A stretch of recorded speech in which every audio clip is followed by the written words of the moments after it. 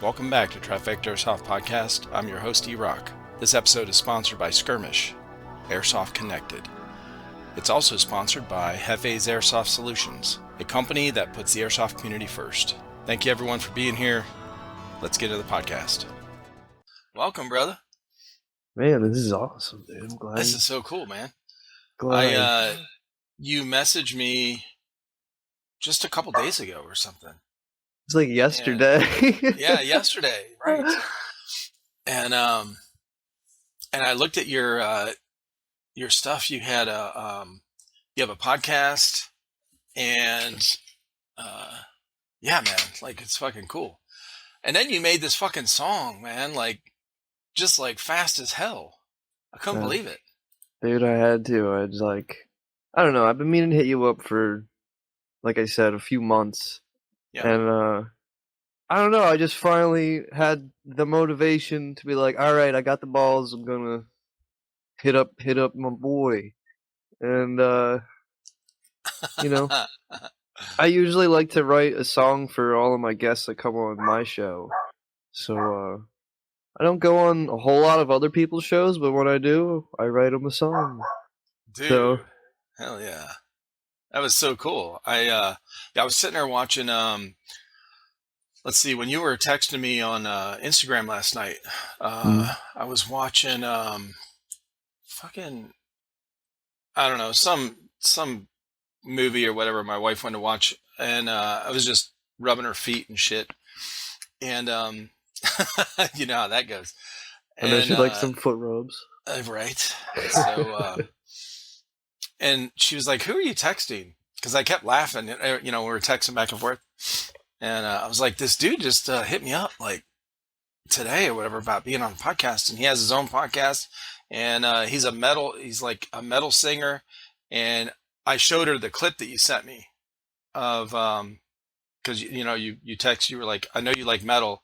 So, you know, check this out or whatever. Dude, so, that guy was insane. I forget, bro. I'll try to shout him out at some point, but holy shit. That everything was just fucking crazy. Like, I wish I could play guitar like that. Oh, yeah. Well, you know, remember I sent you that, so Matthew, or Matt A Step, is 6mm Catalyst. So he's the one I sent you for Instagram. Well, I've had him on the podcast, and then on the podcast, he tells me about Polyphia and somebody else. And I went on this binge listening to these guys, these two different bands, for like 3 weeks while I was at work. And I'm fucking rocking out, man, just jamming out while I was working.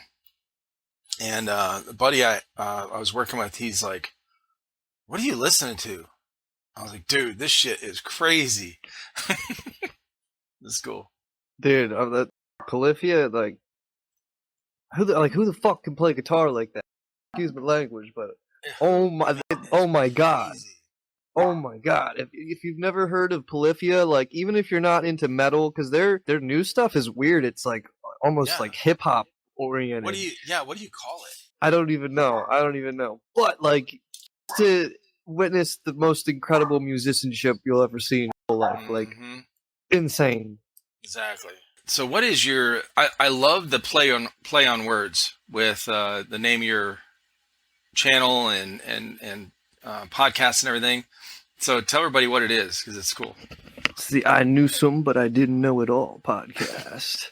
And I just get rid of the K in Newsome, and that's how you spell my last name. Right. And so that's something I've heard my dad say, like, my whole life. He's like, well, I knew some, but I didn't know it all. And I was like, oh, it's so perfect. And it is, dude. It's a long title. It's kind of annoying. I've kind of shortened it to I Knew Some Pod, but I haven't. You know, my email is still I Knew Some, but I didn't know it all podcast at gmail.com. Who wants to type that out? I saw that when you signed up on the website with the calendar thing, and I was like, oh shit, that's a long ass. Okay, and then I saw your, and then I found all your stuff with your website and your podcast. I actually listened to the first one, and then part of the newest one. Oh, cool, the Airsoft one. Yeah. So I listened to the first one with your buddy, who's I guess a drummer He's a or a like singer. a he's a vocalist. Yeah, he's like Okay. a rapper and he sings a little bit, but Yeah. he like knows music theory really well and he just composes music on the computer. Gotcha. So tell me a little bit about yourself. You got, I guess tell everybody, because I know a little bit about you just from what we talked with. You know, we chatted last night quite a bit, and then I saw your website and everything. And Yeah, so I've only been playing airsoft for a little over a year, and okay, so I've been playing music since I was like 10. nice. Yeah. But man, Were your airsoft. were your parents into music, or did you just Yeah. have oh, All right. okay, Let's I'll do my brief bio and then I'll talk about airsoft. yeah. Most of these podcasts. So just to give you a heads up, like these are they're pretty informal. I don't Yeah. really have like a format, like which way, I wherever it don't goes. either. And then you can speak however you want. I don't care. We'll just get all the cuss words out of the way. Shit, goddamn, motherfucker, cunt. Okay, everything. Motherfuck, Okay, shit, piss. I don't care about that. Talk about whatever. Okay, any subject. Don't give a shit. If it's part of your story, like I don't care. Like if it's something that's important, I don't tell anybody, hey, you got to stay away from politics or religion or any kind of shit. Like if it's part of your story on where we're at now, like where you're at now, then fucking talk about it. I don't give a shit. And this is If why they don't want to listen to it, they don't have to listen to it. Like this is all, I'm not forcing it down somebody's throat. They can click off, they can stop, pause it, they can skip forward. Like there's so many different tools you can use to just, or you can just fucking block me. Okay, I don't. It's okay. That's what I'm It's talking fine. about, dude. This is why I contacted you. I was like, dude, I got to talk to E-Rock, man. Fuck yeah, bro. All right, so my dad has been in a like a bar gig band, cover band since I was born. He started in like 91. I was born in 97. Gotcha. So yeah. Always, going to his gigs, seeing the band play, made me want to play. Always listening to rock and roll. And then my dad got a Metallica CD. It's the Black Album. I was like, this is the best thing I've ever fucking heard, dude. I was like 6 or 7. I was like, oh my god.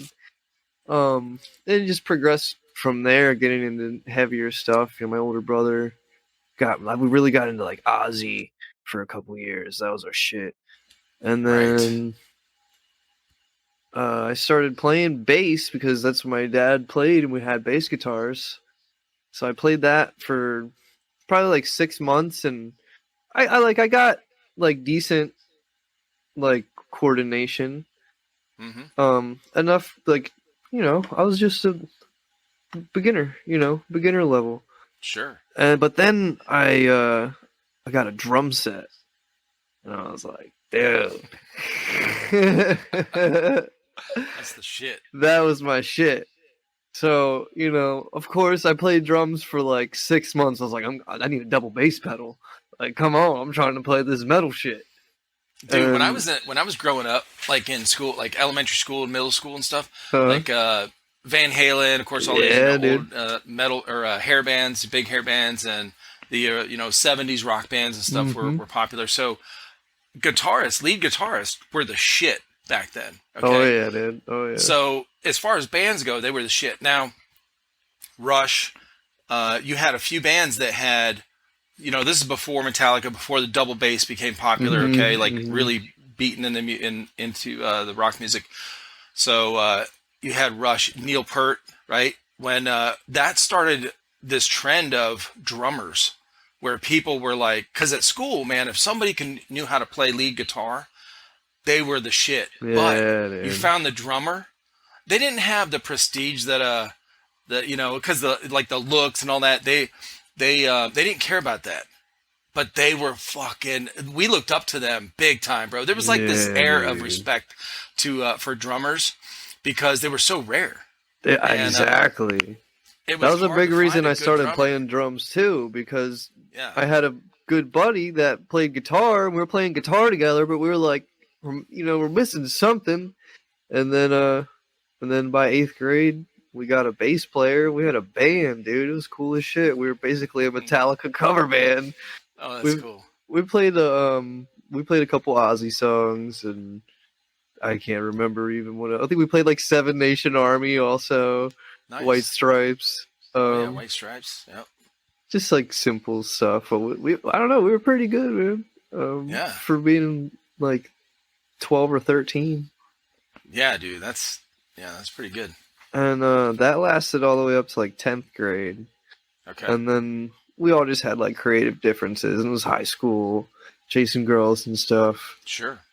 And that's when I was like, I wanted to play airsoft so bad. Like, probably like from like the whole time I was in the band, I was also just like watching all the airsoft GI videos. Oh, And right.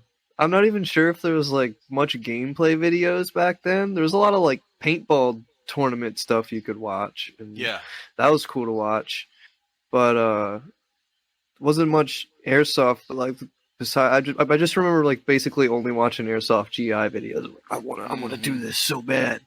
And I talked to my parents about it, and they, they were like, "Well, where are you gonna go?" And we didn't even realize that there was a field, like 45 minutes, my local field where I play today. Nice. I'll shout it out. OXCC. What is it? Outdoor Extreme. That the location is Chesapeake City, so it's OXCC.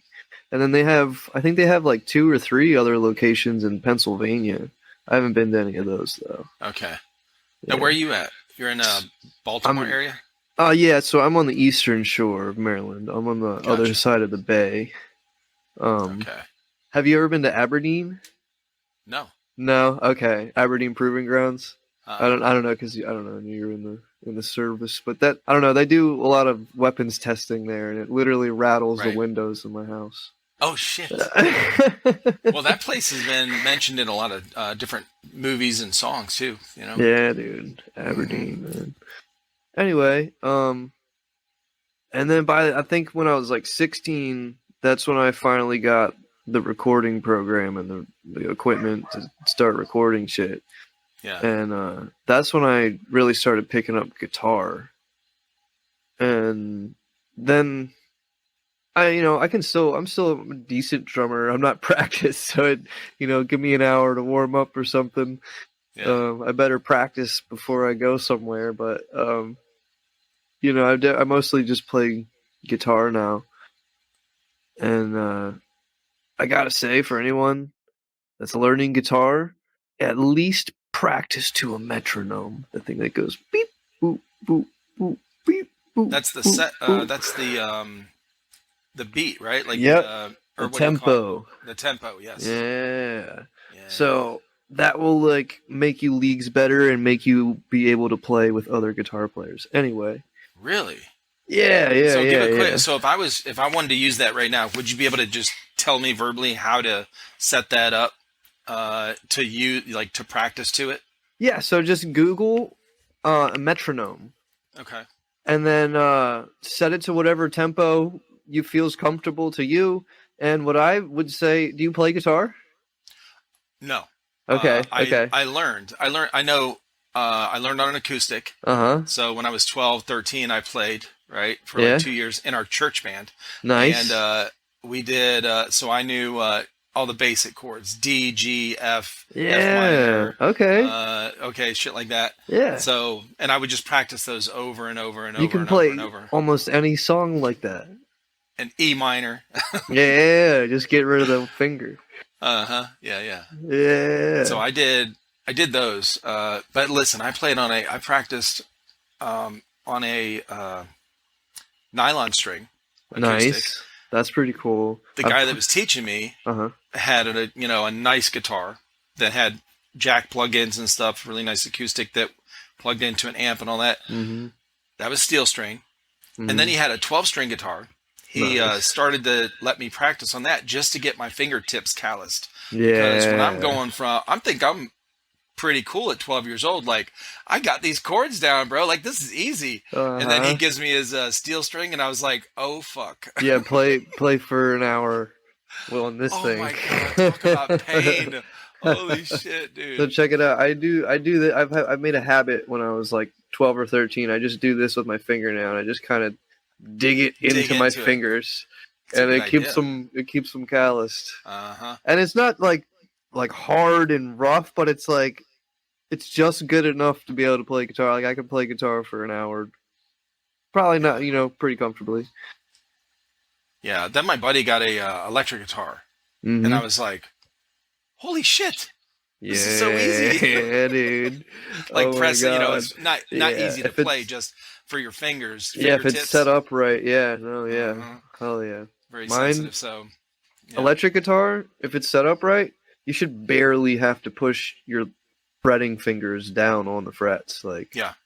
yeah. So if I'm setting up a metronome, and so if I'm going, let's say I just want to go through my basic chords that I would just mentioned or whatever, like all the, just practice, getting used to switching all the different ones back and Mhm. forth. Yep. What I would do, so I'm guessing here, I would Mhm. strum to that metronome beat Yep. and change chords accordingly, basically, or whatever, Yep.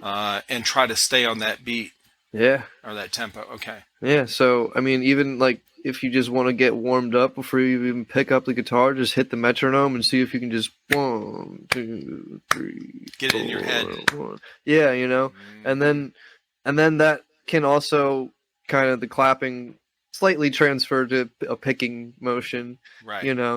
and even or just with your guitar, just try just picking with the strings muted to the metronome, and Gotcha. to whatever tempos you feel comfortable. Yeah. And, Yeah, my brother-in-law, my like you, wife's brother, that'd be perfect. got- That was a great guitar. Sorry, talking Oh, over go you, but ahead. that was a great practice. Like you got it. Okay. That's all. Okay. Like you got it, dude. Do I that, gotcha. Yeah. and then you can start playing around with the. Like honestly, like I figured out the fretboard now, kind of, Okay. and there's only like so many finger positions you can use in different scales. So once Okay. you know those, there's only like 3 different finger positions, and once you know those 3 and where the octaves are, Yeah. an octave is the same note, but either so oh, Yeah. that's an octave. Okay. So D So it's would the be up at the top 2 frets, but the next one down, like if you put that whatever thing on there. Well, the guy had a clamp the going over. yeah the capo. So Right. what that does is just changes where your nut is. So it just shifts the key up. Makes it like So you can playing a higher note of D or something, I guess. Yeah. So you can put it on any fret you want, and then you can just play your open chords there. So you can just play higher chords without having to bar it, which would be really hard to play open chords barring. My buddy, when he was practicing, he was really good. We are the same age, and when he got that electric guitar, he was able to do certain chords by like barring it, and he would slide all the way down, and then use the rest of his 3 fingers to do the actual chord while barring it. And I was like, bro, I can't, my fingers didn't move that. I just didn't practice enough, is what it was. Dude, that's what I'm like. I'm gonna say it right now, dude. I don't believe in fucking talent. That's bullshit. Like, I believe that like some people are born with a pretty voice as a singer, Right. but they gotta practice to be able to actually be able to hit the notes right. You know what I mean? I've had to fucking practice real hard at everything I've ever done, and yeah, I think I'm pretty decent at everything I do. But like, God, it took me a while to get that with everything that I do. Right. Yeah, I think for things like that, like what we're talking about, music and the artist stuff. I think it's like I think maybe you're like if you're born with that particular taste. Like I like this thing, so you put all this time into it. You don't really count it as work.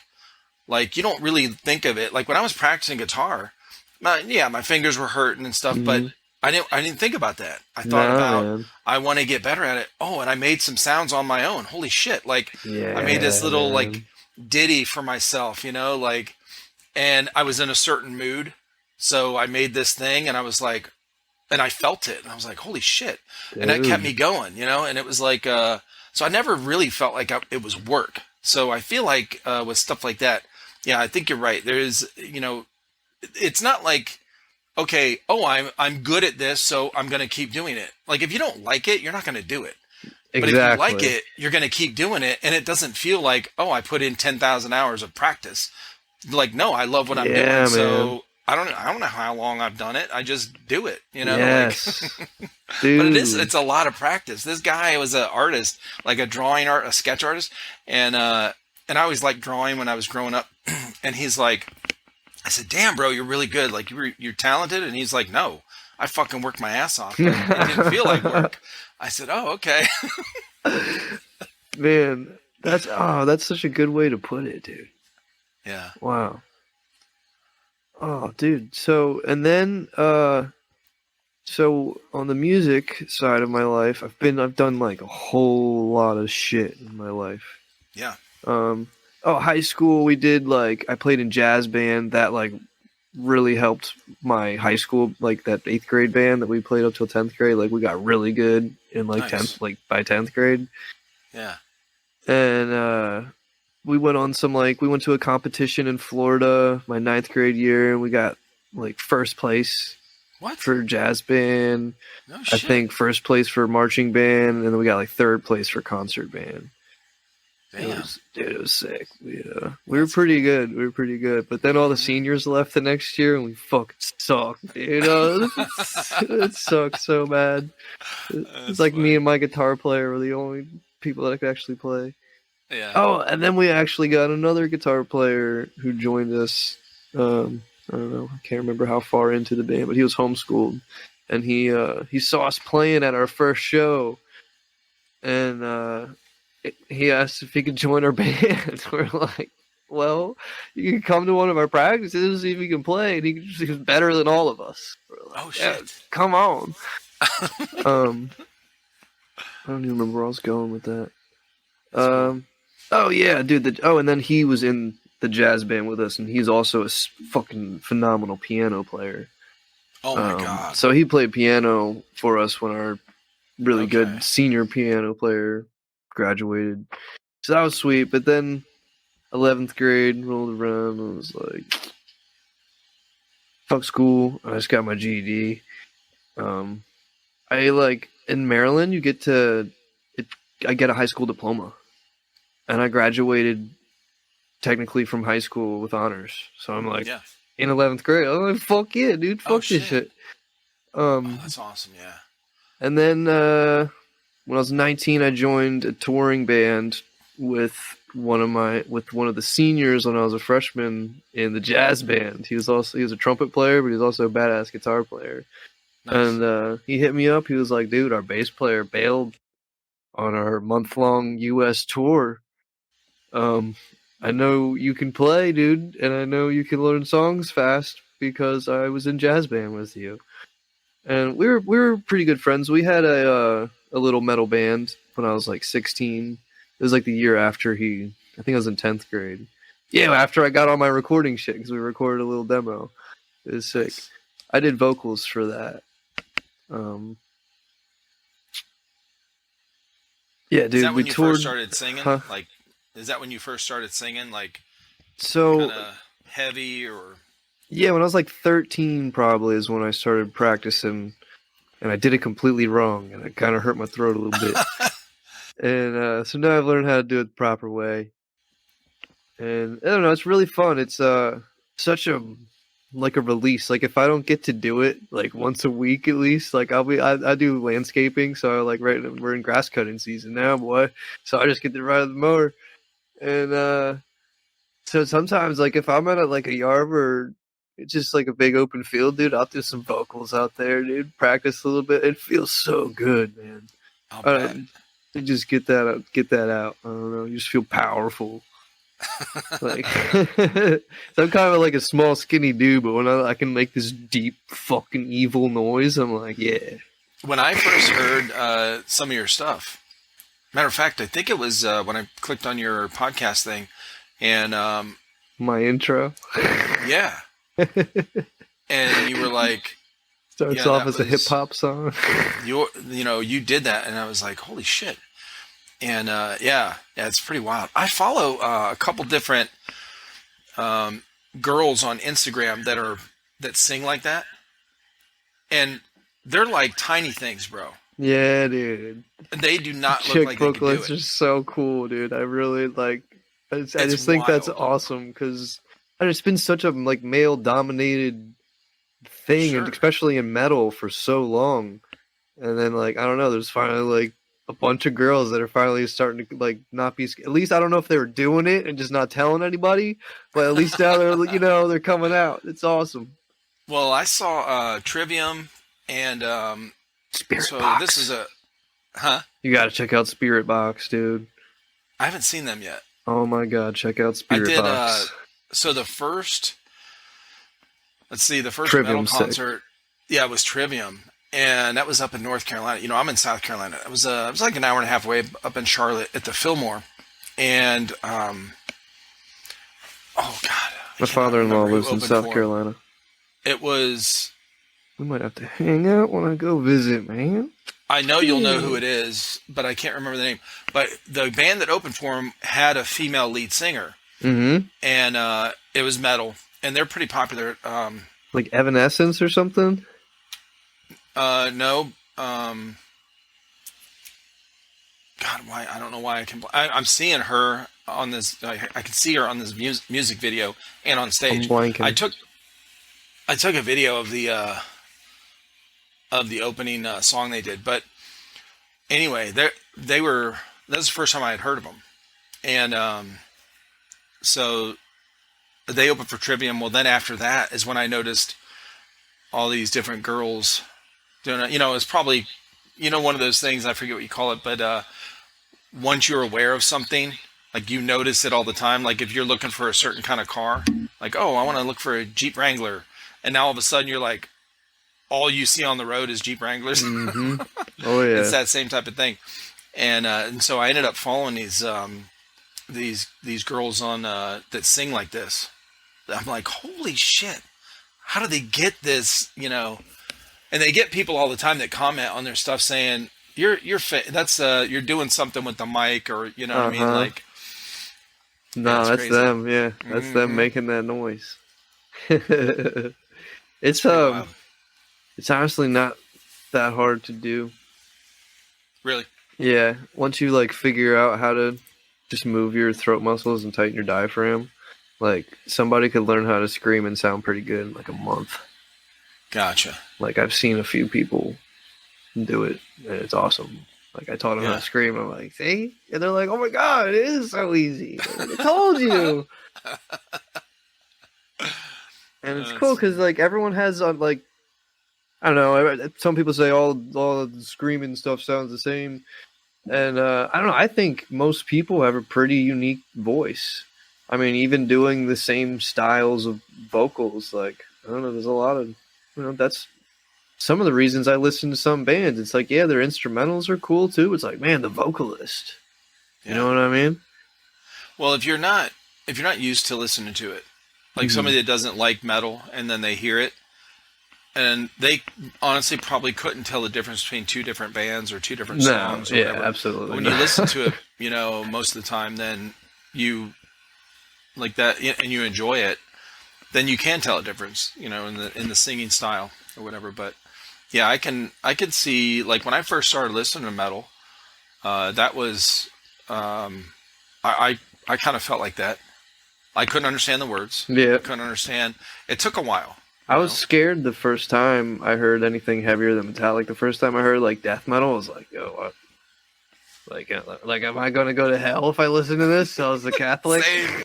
I'm the same way. Yeah. Oh yeah. Well, I was raised really strict Catholic, man, and it was man. Well, I wasn't as a teenager. My Mhm. parents were in this church that it was forbidden to listen to rock music because it was evil, like any rock music. So Devil the music. Van Halen stuff that I had. So I have an older sister that's 5 years older, and then a younger sister that's 4 years younger. Well, my older sister my parents were in this church yet when she was, a teenager. So when she was an adult, or, she was an adult, is when they got started in it. And I was So I had kept, like, snuck a lot of her cassette tapes, Van Halen Oh and yeah, Queen and man. all this kind of stuff. Quiet Riot, okay, Rat. So I snuck all those and hid them under my mattress, and you know, instead of having like Playboys and shit and girly mags under my mattress, I had rock music Fucking because we weren't allowed to listen to it. And my man. parents would go to bed, and I would listen. I had this little cassette player, and I'd listen to it at night. Yeah. And I didn't feel guilty. I didn't feel bad. I didn't feel like, oh, this is evil music. Like, I understood the words. I would just sit there and draw pictures Oh to, man. while I was listening. So That's cool. now I also used that same type, or that same cassette player, and the same, like, Van Halen cassette, to get myself in trouble, to kind of rebel, because I went to school Yeah. and I left it in the cassette player, and I put it on play, and there was a pause button you could press. So, and I knew my mom would always go in my room and shit Mhm. while I was at school. So I come home, I'm walking home from school. My younger sister runs out to meet me at the end of the driveway. It's like, terrified, right? She's like, "Oh my God, you're in so much trouble." I'm like, Yeah. "Yep, I know." Because this is like, I was like I was 15, I was a little over 15. I was ready to be done with, going to church 4 days a week and all these rules and this kind of thing. Four And I'm days. I like, remember you I saying don't give that a shit, 4 bro. days a week. That's fucking ridiculous. We went every Sunday, but Oh no, god this church they damn. got into was, it was pretty extreme. I was all into it at first, but and it got a little bit. It kept getting more and more intrusive. Like, oh, now you can't do this, and now you can't do that, and now you can't do this. It was like each year there Oh, was I don't like more and that. more shit that this leader of this church was coming up with. You couldn't wear jeans, and they would give classes on it, because the pockets on jeans were cut at an angle. So if you put your hands in your pockets, it's meant to put your fingers, like your hands are facing your genitals. So that's evil. Bro, hey man, look, you could come up with any kind of shit to justify what you're doing. I found that Oh, out in my teenage years with that thing. But yeah, so anyway, I was listening to rock music with that. But when I first heard metal, was probably when I was in the military, like in the early '90s, and hmm. I That's heard when it metal, really and started getting popular. I was like, oh my God, that's like evil music. It's like satanic music, The programming was still there. right? No, yeah. So, but But I felt the man, same way. dude, but then like I don't know if it was a few months later or a year later, I was into that shit, dude. I was my first like heavy band I got into was Bullet for My Valentine when I was in like Oh yeah, 5th grade, dude. I was like, nice. this is my shit. Um, yeah, dude. So I did the tour. That was fucking sick as fuck for the first 2 weeks. Second 2 weeks were pretty brutal. I was ready to go the fuck home. Mm, Uh, learned a yeah, lot. that's rough. Dude, we were roughing it hard, dude. There was 5 of Really? us in a extended cab pickup truck, dude. Oh, And we were sleeping, setting up in the seats, or sleeping oh my on God. strangers' floors. So sketchy as fuck. And like, dude, oh man, we did some fucking risky shit, dude. Yeah.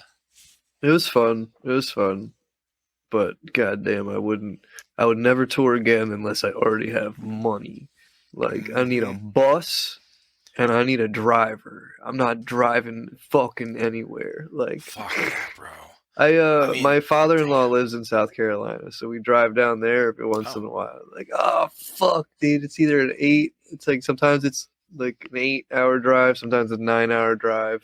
Mm-hmm.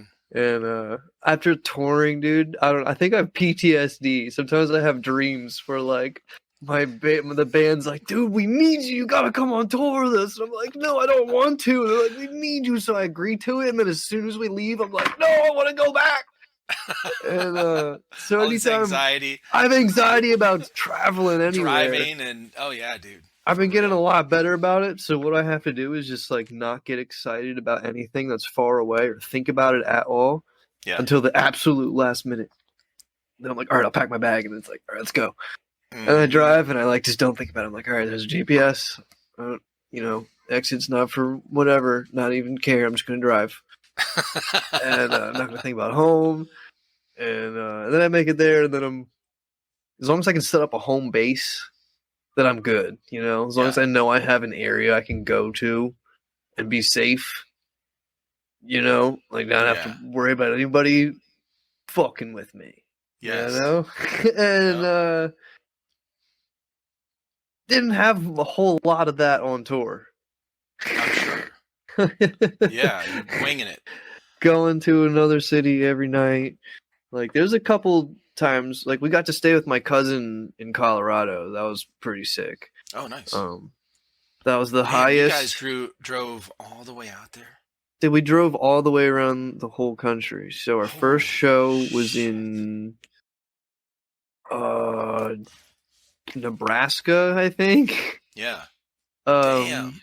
So we had to, like, drove all the way through the Midwest before our first date. Then we hit, I don't know, we went up through Utah, up into Washington State. We had a couple gigs in Oregon. We did Eugene, and we did Portland, then Eugene.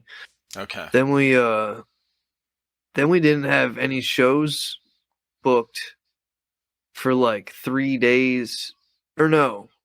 Yeah, for like 3 days in California and SoCal. And so we're like, what the fuck are we gonna do? Like, we don't have enough money to last that long. Like, we need like, what are we gonna do? And somehow, dude, our drummer fucking got us a gig at the Whiskey A Go Go in Hollywood, dude. Yeah. You guys played there. We played the Whiskey, dude. Holy fuck. Yeah, like out of nowhere, like our drummer's like, dude, I got us a show. We gotta, let's go. Let's fucking drive to California. Holy shit. Fucking like 16-hour drive, I think. Or 14 hours from Eugene to SoCal. I'm sure. And we drove it straight, dude. And we had to sell tickets to that show. So we were just fucking walking down the street trying to sell tickets to a metal show in Hollywood. Oh my god. There was not much of a market for the show. No. But somehow, dude, we sold tickets, and then I don't know if I should say what we did, but we kind of kept the tickets we were supposed to turn in by a certain time, and you know, we scalped those outside, and we made enough money to make it the next couple days for our next show in California. And then we played like 4 or 5 shows in SoCal, like all around, like one in Orange County. Oh shit. Okay. One what's the not Santa Monica, there's another beach area. Santa Monica, let's see. There's because we went to Venice Beach or Venice Skate Park, whatever. I love Venice We saw Beach. that was sick. If you go to Venice Beach and you're tripping, it's fucking shit, bro. Holy shit. Because there's so many wild characters out there on the fucking boardwalk. That's what I didn't do on tour. I was like, I'll smoke all the weed I can get my hands on, but like well, hopefully it's not laced with anything. Now we would do acid on the way to Tijuana. So holy fuck. Mission Beach. Mission Beach has, I mean, at night back then, this is 1991. You go to Mission Beach any night of the week.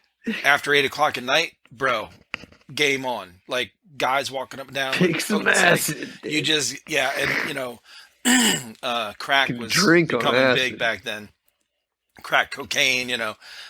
So, hey man, you want some rock? You want it's some? Still big. It's still even in my small town. Fucking crackheads everywhere. We were getting 3 hits of acid per, okay, and it was $5 a piece. So, okay. For $15, you get 3 hits of acid. We drop all of them at the same time.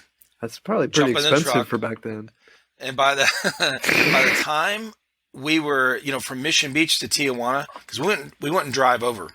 We would park on a U.S. side, then walk over the walkover bridge and go party. And by the time we would get to walking over the bridge, it would start hitting. Yeah, And it would, with 3 hits, dude. it would last until like 9 Oh in the my morning. god, you took all 3 fucking All hits, 3 at once. dude. You know that shit was probably strong that back then. Oh my White god, blotter. dude. I mean, white blotter. It was, it wasn't too bad. And we tried spacing it out when we first started buying it from this guy. Okay, we that'll didn't know. help you out a You little. got to test. If Yeah, you're buying dude. from a new person. So we would Careful. do one and then wait like 45 minutes. And we're like, nah, we're good. Then just. Yeah. So That's when it's we just went starting to kick in. we went to Venice. We would do Robo. So we would Oh do my Robitussin. god, dude. We'd drink a bottle of Robitussin, DM, Yeah. and then you just plug your nose down that bitch, and an hour later you're tripping. It's kind of like a mild acid trip. Okay. Yeah. It's very strange. It's like even more weird. Like Yeah, it is.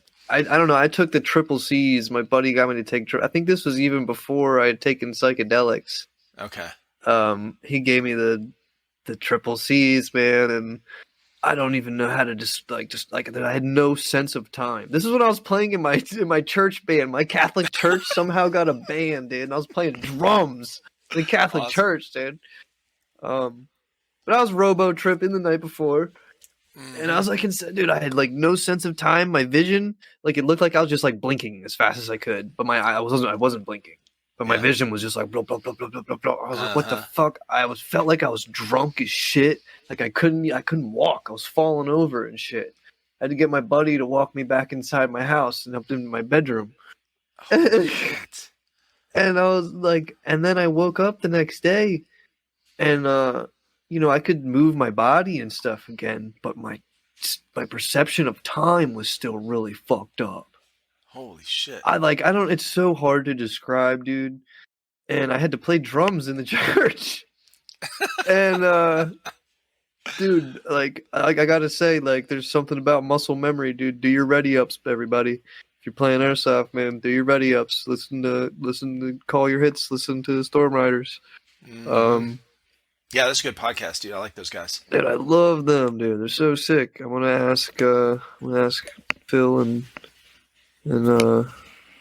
Pat to come on my show sometime. Yeah, that'd be awesome.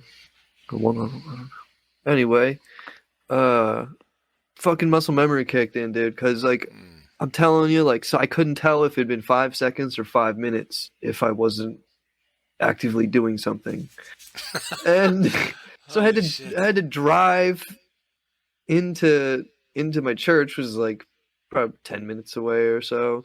Yeah, that was fucked. I wasn't swerving or anything, but the time thing, dude, like I don't know how to describe. Like the best way I could describe it is I couldn't tell if it'd been 5 seconds or 5 minutes, even when I was driving. So like when I was going down this long straightaway, I'm like, how fucking long is this road? But then I'm like, oh my god, am I going really fast? And I look my speedometer, I'm still going the speed limit. Yeah. And I'm like, oh my god. And then I got to church. We had the same muscle memory probably there driving the car. Well, that was the thing. We didn't really feel the time thing as much as we'd forget just 15 feet ago. Like when we're walking or driving. Yeah. It's like 2 seconds ago. Wait, what? I remember that too. And then it's like you just keep going and like, wait, I don't. I mean, it was a very strange thing, but yeah. Don't robo trip people. Don't like. Come on. Weed's gonna be legal in Maryland soon. That's pretty cool. Hell yeah. July. Oh, nice. Yeah, man. Okay. So I don't know if South Carolina is going to be that soon. It might be though. I think it's going to go faster than or quicker than most people think. Everyone says, "Oh, it's a Bible Belt," it'll never be. But I think in a couple of years, man, it's there's a lot of people that are, like adults my age and around this age that are like, okay, they see the ridiculousness of it. Yeah, man. Mm-hmm. Those old fucks fucking dare and dude, just say no. Yeah. And, just say no to a lot of the stuff. But I gotta say, alcohol is my gateway drug. Yeah. Oh, and then Then Well, I smoked actually, weed because I was like, well, what the fuck? What is this? And then, uh, you think, oh, I can smoke weed. Like, I can fucking take these pills that my buddy stole from his mom's prescription, and then you fucking find yourself throwing up on the ground, like curled up in a ball. Like, what is happening to me? And hmm you're like, okay, yeah, I don't like drugs. I'm gonna smoke pot. So, right. how like most people, I think I'm allergic to opiates, which is thank God Gotcha. because I hate to say this, but I felt the best I'd ever fucking felt in my whole life for like 20 minutes. Oh And then shit. I was sick as a fucking dog for like Mm, the rest of the yeah. day. And dude, yeah, fucking I don't know, like I would never ever fucking touch heroin. Like That's one holy thing I haven't done. Yeah. I don't. oh my It's god, not what is attractive to me. that's Like, crazy. That's there's no. crazy. You want to stick a needle in There's your no fucking arm? like. Like you wanna fuck Well, with you can death? smoke it, right? I've heard. Yeah. I mean, heard a guy smoking it. I just. It's there's nothing about it that is attractive. Like, if I want to pass out, I'll You do a wanna few ruin shots. Like I'll fucking like what like I when I'm if I do something, if I take some kind of drug or if I drink, like I want to party, like I want to have fun. I don't, exactly. and I've never been around anyone like right close when they've done heroin. I know people that have been hooked on it, but and I see it in movies and whatever shows. It does not look fun to me. Like you do your It's thing, and then real ugly. I'm like, Yeah, what? man. Why? What is attractive about that? I don't fucking get it. So my dad was hooked on pain meds when I was Hmm. a teenager, and then into like for quite a few years. And he was cool, man. He handled it for a long time, you know. But until he didn't, it was later Hmm. on after I was out of the military. Me and my wife, had started having kids and stuff, and he OD'd twice. Oh And man. the second time, man, I was fucking pissed because my Yeah. mom is stressing out and my sisters are stressing out. And the thing is, like growing up, he wasn't. It never affected him. Like he was still a good dad. Like he was Hmm. cool as fuck. Um, good. He was, he's hypocritical because we're going to this strict ass church and he's smoking weed. He got me smoking weed when I was 13, No just so I shit. could drive him around because my mom didn't want him smoking in the garage because us kids Yeah. and so he would say, "Oh, we're going to the store. Eric's going to drive me to the store." I was 13. I started driving on the streets. A '67 Bonneville is fucking huge as hell, and so he only had got me smoking weed so I could drive him around so he could smoke. He had this old Fucked up. corn cob pipe that was like an actual tobacco pipe, right, full length, and he cut it off. He cut the pipe off and made it short, and then put a screen in it, and that was his little bowl. And so I grew up around it. Like his buddy grew it in his basement. That's where we would go and would get it and stuff. So I would. It wasn't my drug of choice. I would only smoke it with him when he wanted me to, because I didn't want to Man. say no. But I didn't really like it. When I was like 14 and a half, 15, I started drinking. Mhm. In Catholic, you drink every Sunday. And my parents had wine. My mom's Italian. Yeah, Whatever. man. So I was sneak wine and shit. But I didn't start drinking beer till I was like 14 and a half, 15. Yeah, And man. that's when I was like, okay, this is the thing I like. So anyway, that was my kind of drug of choice was I have alcohol for. my family just has like my whole dad's side of the family just has like weak stomachs, even though like a whole Mm, lot of my dad's side was alcoholics. yeah. I don't know, man. Like I drink like pretty occasionally, but Yeah. like sometimes like I don't drink for a couple months, and I'm okay with that. But usually when I drink, like I have a good time, and I've drank enough times to know my limits. So, Right. you know what I mean? But I've never been like a huge drinker. Yeah. Um, I don't know, dude. Something about I just connected with the cannabis plant, man. I don't, Oh, it's sure. I don't know. I have like a Well, we lot of all have our own. anxiety and shit too, so it's Yeah, fucking excellent medicine for me. It makes my stomach feel better. Like yeah. I'm not angry at like stupid shit. Well, see, that's what. Now, when I smoke regular weed, it knocks me out.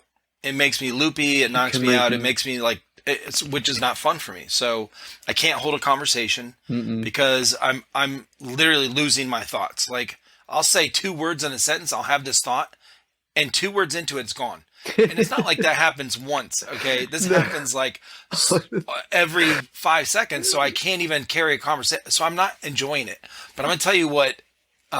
What's weird to me is how different. So dabs. Mm-hmm. I can smoke dabs, and it hits me completely different. It is a Like different I'm high. alert, I'm aware, and I'm like, Yeah, I'm ready okay. to have fun, and all of that stress and all that anxiety and all that fear and all, whatever, like Yeah. all the shit is gone. So it has a similar effect as what a lot of like maybe like what you have on weed, Mm-hmm. regular weed. But if I I just think it smoke a has to joint, do with like the strain and shit too. Yeah. Like I don't know, but like, cause I've had dabs that put me on my fucking ass and made me pass out. You know what I mean? So I don't know, Yeah. dude. That's everybody's different too. everyone's you know? different, right? Yeah, one of my buddies did robo with us when we were in the military, and he was all excited about it, and because I brought it back from overseas the first time I heard about it when I was in Okinawa in Japan, and so I come back, I get stationed at Pendleton out in Cali, and I'm like, first thing I asked these guys, I'm like, so you guys do robo? Because I thought everyone did it, because we all did it over there. We did. Well, there's a lot of things that were legal over there too. Weed was legal, mushrooms were shit. legal, No opium was shit. legal. What the So fuck? I did peyote in Okinawa. I did robo and stuff. Dude. So I come back to Pendleton and I Tell go, me about that. oh, peyote. Yeah. I thought, now growing up as a teenager, we always heard these stories about acid being this huge hallucinogen. Oh, you're going to be tripping. You're going to have, visions. You're going to have hallucinations and all that shit. The only thing that acid did for me, as far as that part, the white blotter, was tracers. So you pick up your beer, and it's just like the bottle is way down here, Like the and it just, camera like, right this now. whoop, yeah, it's like your shutter lens or your shutter is going real slow or something, or stays Yeah. open longer. So that's but I never had hallucinations. Now peyote, I felt nauseous as hell. Mm-hmm. I never threw up, but I felt nauseous as hell. But once that wore off, it was different than acid, but it was way more hallucinogen stuff. Yeah. Like Shit looked visions, like it was breathing. like you're having a dream, Yeah. but you're awake. Yeah.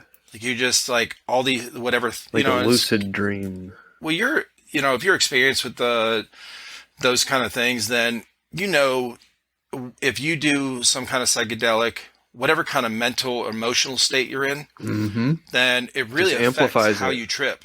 Yes. So if you are Set and setting. really upset, you're feeling sorry for yourself, or you have a lot of negative vibes going on, you might have a bad trip. Yeah. If you are very open and just like, hey, you're not afraid, like really afraid. You might be nervous to try it, but not. Yeah. I'm talking like if you have a lot of fear. If you're just relaxed and you're like, hey, let's go, and you're just in that party atmosphere, that party mode, that vibe. Yeah.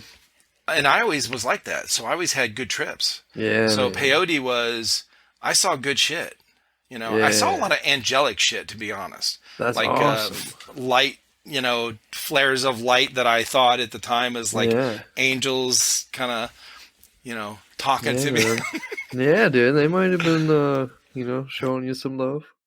I really think it kind of unlocks certain things that we, like some way to communicate to a different dimension. I don't know. But Yeah, dude. I know that straight alcohol, straight weed never made me look at life and the universe differently. But all of that, the mushrooms, peyote, the acid, it really changed me. I Yeah, mean, dude. really changed me. It Yeah. changed, like it rewired my brain to look at the universe differently. Like all these things I was raised with as a strong Catholic, Hmm. because that's really judgmental religion, right? Most religions are. Hmm. Most of that shit went away Dude. by doing this stuff because it opened my mind to say, hey, uh, well, wait a minute. What about people that learn this and grow up over here? Like we're all just the same. Dude, I We're was all the like, why same, do bro. I hate all these people for no Yeah, for what? For what reason? Because other right. people told me to. That was the And only it reason. made my heart grow where Yes, I dude. felt more love and all the judgmentalness went away. Yes, dude. Yeah, It dude. really makes So you look at yourself. yeah, for sure. Yeah. Yeah. Yeah. Hell yeah, Dude, man. do you want to talk about some airsoft, dude? I know, man. I'm sorry, dude. Go ahead. No, dude, I would love to talk to you about anything, but When yeah. So what the maybe I'll put listeners. a no, I'm not gonna put a marker in here because I don't usually take the time to edit these. The only thing I edit out of these I'll edit. are like audio, set like the setup in the beginning if we have an issue or something like that, technical problems. But other than that, I don't edit, and I don't. If somebody wants to, maybe I'll put a marker on the description as, let's see, exactly 1 hour in, we'll start talking about airsoft. Okay. I'm not worried about it, dude. I would love to I talk know. fucking psychedelics with you. No, I it's want to ask you to come on my show to yeah, talk about some shit. awesome, dude. That'd be great. It's my show. I want to literally talk about anything. Like, I want to hear some of your fucking like military stories and shit. Yeah. You know. So, anyway, I got an airsoft like a year ago. The episode I did on my show, the first episode with my best friend, he's the one who got me into airsoft. So he'd been playing for like 4 years at that point. Gotcha. He took like a year two break. Okay. So I guess he played for like 2 years and then had a break, and then I was like, dude, I want to fucking play it. Like, let's go. And I bought a gun Yeah. and we went and played. But Were he you went and guys in played high at school Newsome or West. in a band together? No. So we just had like mutual friends. It's funny, like we were both Okay. best friends with the same kid, Gotcha. but like the only time we ever saw each other was at like his birthday parties. Yeah. And then Right. like he passed away, unfortunately. And just before then, like we started hanging out. We're like, oh, like, dude, you're cool as fuck. And then we became like best friends. And but he went to college out in Portland, Oregon, and so he got to go to Newsome West out there. Oh shit. He played like a bunch of like big games. Like, I'm not sure. Like he like what he was talking about. Like, it was usually like 100 people versus 100 people. Like, it was big games. And so like I said, dude, earlier, like I've been wanting to play forever. Yeah. And I was like, goddamn, I'm fucking 25 years old. I got a job. Like, I can afford this $130 AK. Like, come on, dude. Right. $30 goggles and like a $15 little face pro. I'm like trying to get shot in the face. Right. And dude, we went and played at OXCC, and dude, I had like so much fucking fun, but I was fogging Oh yeah. pretty bad. Mhm. Because it was it was around this time, but it was a hot day that day. You should fucking. Do you have to wear The your glasses temperature's when you play? crazy. Yeah, so that was the thing. I was like researching hard, like what goggles will my giant fucking glasses fit in? Because I don't know. I've worn glasses my whole life. I've only had these little things. It's like I have to look around at anything I want to look at. Yes. It's like, dude, I want to be able to You move can't my just eyes. move your eyes. Because I wore contacts for a while too, and I'm like, fuck that, especially with my job. Like, I can't wear them at my job, so like, Gotcha. when am I gonna wear them? I guess I could wear them from Airsoft, but they're fucking expensive. Yeah. These are like $80 from China. Well, not only that, see my both my sons that And that the are peripherals. the peripheral, bro. When I tried contact, I wear glasses. Well, I have glasses. I don't wear them. So I've had glasses since I was like 12 years old. And but my prescription's like one, or no, it's not. Yeah, it's like it's very low. Okay. But both of my sons that are on our channel, when they Mhm. start playing, they both wear glasses, and Mhm. they've tried not wearing them. They can't. Like their prescription's pretty fucking high. I'm So legally blind. that's how one of my older sons. And so they both tried contacts when they went. Or no, my oldest one did. The younger one did not.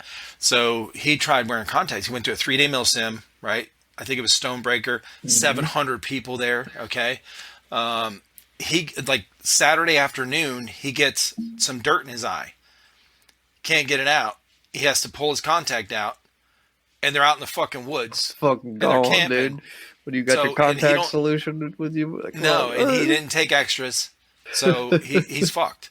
Fuck. So now he did take his glasses, You're not even so he supposed had to to sleep in them. right. And he's like, yeah, fuck this. But they've always had an issue with getting stuff to fit over, and then they got the X Fog. So the X Dude, Fog that's what I was getting ready fixed to it. say, dude. I That got the fixed it. X-Fog, and then I got these inserts. So they're kind of small, but with goggles, you have to look pretty much wherever you want to look anyway. Right. So, I got those inserts right in there, dude, and my goggles fit just like regular. Like I'm not wearing glasses. I can still Right. see. Got the X-Fog, dude, because the goggles weren't really didn't fog too bad. It was my glasses that were fogging, Mm-hmm. and that's the problem with my inserts. They fog, but dude, the X Fog, most of the time I only have to put it on the second. It's got 3 settings. I put it Right. on 2 most of the time. It's Mm-hmm. kind of loud. I don't know if it's my helmet that's like reverberating and making it louder in my head, but like Yeah. it's it's That's how decently they were. loud. It's But very like loud. it's worth it, dude. I think It's there's a foam wrap or something you can put on uh that you can wrap on it, quiet and it then down. before you put it in your pouch, because you have a pouch on your helmet, right? I just have mine velcroed straight to my helmet. Oh, Velcro. Okay. Yeah. Yeah. If you wrap it in a there's some kind of wrap thing that my son used one time, and it fixed the really loud Uh, sound. yeah, I'll have to experiment with that. I don't even have like a actual like bump helmet. I have my old skateboard helmet that I just like painted green and put like a camo netting over. Fuck yeah, dude. And That's awesome. I've spent all my airsoft money on guns. I actually have an HPA setup coming in tomorrow. Oh First shit. HPA setup, dude. I'm so excited. But I Nice. won't even be able to use it because I got to go to the field to be able to fill my tanks. I'm thinking about calling the fire department, but I don't know if. This episode is sponsored by Skirmish, the future of airsoft gameplay management. Are you ready to take airsoft to the next level? Skirmish's innovative gameplay solution keeps players and spectators engaged with real-time updates. Capture objectives, detonate targets, medic, and more at skirmish-enabled fields. Skirmish tracks every action so you don't have to. Review past games, action by action, and follow your progress in national rankings. Phones are not required. If you want to find out more, head to skirmish.net and check out episode 157 of this podcast, where I talk with the owner of Skirmish about how it started and how it works. Stay connected, my friends. This episode is also sponsored by JefesAirsoftSolutions.com. Are you looking for a company that puts the community first? Look no further than Jefes Airsoft Solutions. Their founding principle is to offer a way for players of all types to get the greatest experience possible. Their passion is to make a difference in the airsoft community and serve each of their customers with the utmost respect. Be part of the conversation by joining hundreds of fellow airsofters in their Discord server. Here you can find out about upcoming events, sales, giveaways, and more. Don't wait any longer. Join today and start enjoying all that Jefes Airsoft Solutions has to offer. Together, we can make a difference in the community. Use the code TriFecta10 and save 10% on your next purchase at JefesAirsoftSolutions.com. Some exclusions apply. If it's compatible, if it'll fit my tank, Right. I don't know. Because I've heard the fire department will sometimes fill your scuba and HPA tanks. Yeah, I've heard of that too. And so I've been like, dude, I want to fucking use this shit, but I don't like, There's I only get to go to the airsoft field like maybe once a month. Yeah. And, being a father and a husband, But like, oh my god, dude, I love airsoft so much. This is why I wanted to come on your show because like I want to be in the airsoft community. I love it. Like I love Yeah. music, but now I love airsoft. I love airsoft as much as I fucking love music. And you can tell I love music because I wrote you that song. It's only 30 seconds, but I wrote everything, mastered it, mixed it, 3 Dude, hours. So, that's but amazing. I was shocked. I was shocked we when you gotta did. I play it. was like, what the fuck? No one has ever written a song like that. I was like, so is there a way we could play that on here? Yeah. Yeah, I could play it right now. If I can just share screen, right? It should let me share. Yeah, let's do that. Yeah, hold up.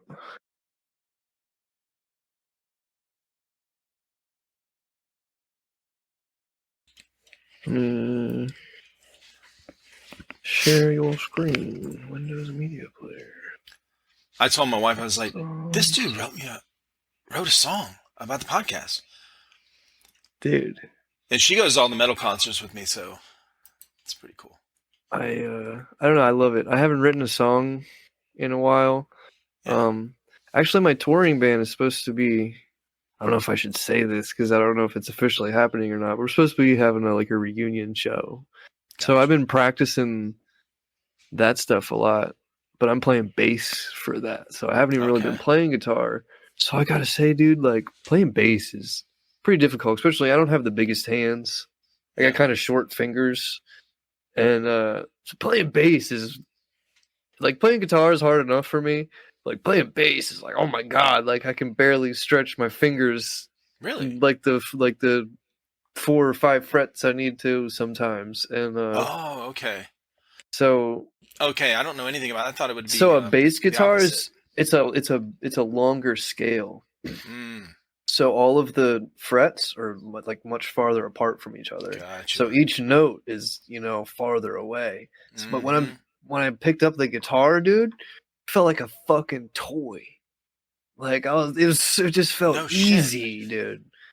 And I don't know. So I was like, I'm writing a song. Like I hit you up because I've been meaning, like I said, I've been meaning to hit you up for a while. I finally was like, all right, I'm hitting him up. Then I was like, oh my god, I usually like write a song and shit first, and I was like, oh, I gotta write a song. So here it is, the TriFecta Airsoft Podcast metal song. Can you hear it? Right?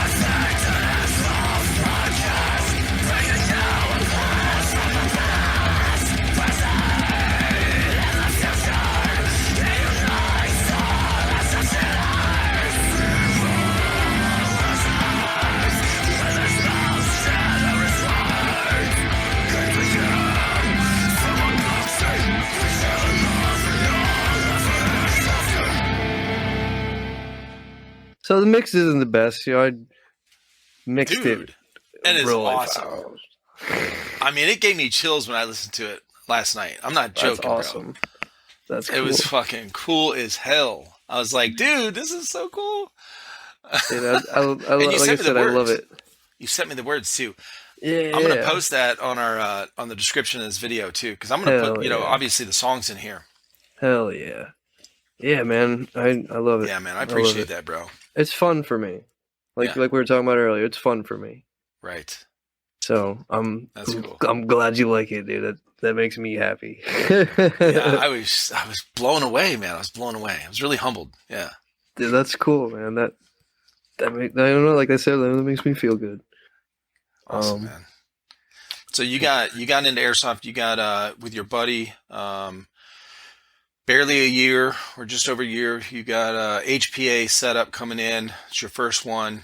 Have you been to any milsims, or what's your biggest event, or have you been to any big events yet? So I've been to one big event. Okay. So this was at a field in Greenwood, Delaware called 9/11 Airsoft. It's pretty cool. It's a CQB field, but it's outdoor. Okay. So it was a like Grand Theft Auto almost style event. It was called Turf Wars. So it was like three different factions of the police. There's like DEA, Border Patrol, and I don't know, maybe local police. and it was like set in like a border town in Mexico, and then there's the cartel, and so you could just be like a freelance, whatever, just do whatever you want. You could help the cops if you want.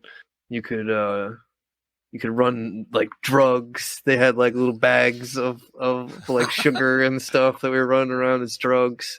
Yeah. And so I was just playing both sides the whole time. And it was sick. We had like in-game currency with these fake $100 bills.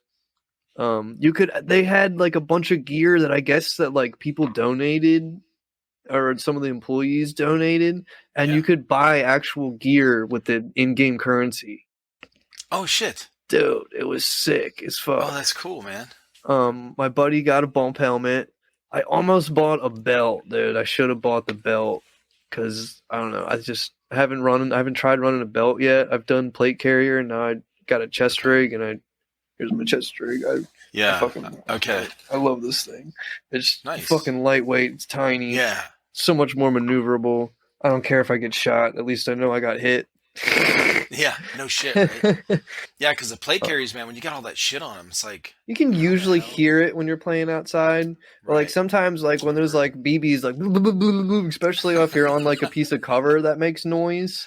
Like sometimes you definitely don't feel it and you don't hear it. And then like I've never encountered anyone getting mad except for at that event I was telling you about. Mm-hmm. There was this one guy, his BBs were landing like a couple feet in front of us. He's like, God, like getting just so upset. It's like, calm down, dude. Like we're here to have fun, dude. What is wrong with you? And hey, you should go to an event, take a wireless mic with hooked up to like a Bluetooth speaker. Yeah. Put the speaker on your back in your backpack or something. And then when somebody doesn't call their hit, do your metal voice and do a song like "Call your hit." Dude, that'd be sick. I've thought about that before, like using a Bluetooth speaker as some sort of distraction or something. Right. You know, because like I have access to I have nice microphones and stuff. Like I could literally like record me walking around in the grass. Yeah. And if you play it on a loud enough speaker, it'll sound like someone's walking in the grass. That's true. Oh, that's fucking cool. So, like, I could just connect it to my Bluetooth on my phone. I have to be close to that area, but like, they might think I'm somewhere else, and I'm, Oh, that's awesome. I haven't done it, but I've been thinking about it. That's a good idea. I like this. Because I'm really into airsoft grenades, but I only have one, and because I just all the reviews are so mixed on gas grenades, and then the tagging grenades are expensive as any kind of non-reusable grenade. Well, the EG67s, the Enola Gays, those are the Thunder Bees, they're good. All the explosive ones that are like the one and dones, like yeah, they're just so expensive. Fucking awesome, but they're fucking expensive. Yeah, dude. Jesus, dude. The Reaper rounds on the tag-ins are fucking amazing, but they're expensive as shit, and the launcher is expensive. So. Mm-hmm. You know, it's it's not like a gun. Like you got an HPA set. If you spent, $800 on a gun, like this build or something, like some of these guys I've talked with, they had one of the guys I talked with had an Umbrella Armory gun. He's like, yeah, I got this custom made Umbrella Armory gun, from them, and everything on it was custom. Mm-hmm. It shoots perfect, and he's like, it's $2,000, and he keeps talking, and I go, wait. What did you say? I said, fucking $2,000. What? He goes, yeah, but he's been playing 10 years. This is like something he built up to. He just got it. And this is like a one and done gun. It's like the internals are guaranteed. If it breaks, he sends it back. Doesn't have to pay anything. Whatever. See, man, I should just do that. I keep saying I'm gonna do that with like guitars, and I have like one really nice guitar like that, and I'm like, oh yeah, why do I keep buying these cheap fucking guitars? They're not going to be as nice as this fucking $1,000 guitar. Because it's easier, especially when you're married and have a kid, to fork out $400 instead of $4,000. Okay, so yep. But I did just drop like a decent little under $1,000 on. I got a gas blowback Glock, Rifle? and I got Glock, yeah. but then I got a carbine kit for it. Okay. I've been looking at barrel extensions. Someone hit me up about barrel extensions. I cannot find a compatible barrel extension that's not only like just an inch longer than the barrel. Like I want I want it to be able to fit my carbine kit. I want it to extend out that far at least. And I have a suppressor I could put on, so I want it to hopefully extend it that far. But I don't know. I can't find a barrel extension. And I know I don't have to worry about FPS issues on the gas blowback because I'll be running HPA and I can regulate the air to control the FPS and the joules. Yeah, I think there's something about... I'm so excited it comes tomorrow, dude. I think there's something about the barrel length with how much... I think there's a reason, like a legit reason, why pistols don't... why you can't get longer barrels to like fit in these mock things or whatever. I know I think it has to do with compression or something. Yeah, if you're using green gas, then it like really hikes up your joules and your feet per second. I think something like that. I don't know. Like messes. I don't know. Somebody was explaining, dude. Maybe it'd break your gun faster. Somebody was telling me about this. If you have the combination between how much air you're shooting, how much pressure you have behind your BB, and how long your barrel is or short your barrel is, then it can actually have an opposite effect. So, like if you have a short barrel and you jack up your gas, let's say if you had HPA, it can reverse the effects because I don't know. I don't know the ballistics and whatever. Yeah. Science, okay. I don't know. I know logics. I know how to work with my hands. I know how to work on machines. See, that's what I'm thinking. I think I'll be able to get maybe if I get a longer barrel, like a tight bore, like probably a 6.03. I don't know. I'm scared to use a 6.01. That sounds too tight to me. Get really good BBs. Yeah. I'm also I've been experimenting with BBs. I've been buying these Lancer tactical BBs I bought them for a while, but I've always had feeding issues in my mags, and I think it might be the mags. I got a Crytek because I was like, that was my money gun. I was like, I'm spending $400 on this fucking AEG. Which kind? What you get? LVO? I got the SPR. Oh, nice. Yeah, the Trident. Those are nice. Yeah, dude, it's pretty sweet out of the box gun. I was like, what is the best out of the box gun? Everyone's like, Crytek. So I got the Crytek. So I was like, well, if I get the Crytek, I gotta get the Crytek mags. The Crytek mags don't fucking feed in any of the M4s I have. Bro, this my son got a Vector. Not even the Crytek. He got a $500 and some Okay, like the license, dude, the Chris Vector, dude, with from Evic. Evic. So I had this discussion. So, side note here, I had numerous discussions with different people about Evic or Evic. So the last guy I talked to about it is maybe a month ago.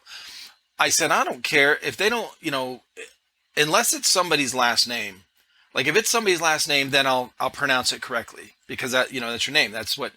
But the way it's spelled, if you just made up this word for whatever, however it came up, and you want people to say it's spelled like Evic, but you want us to say Evic, I'm just going to say Evic, okay?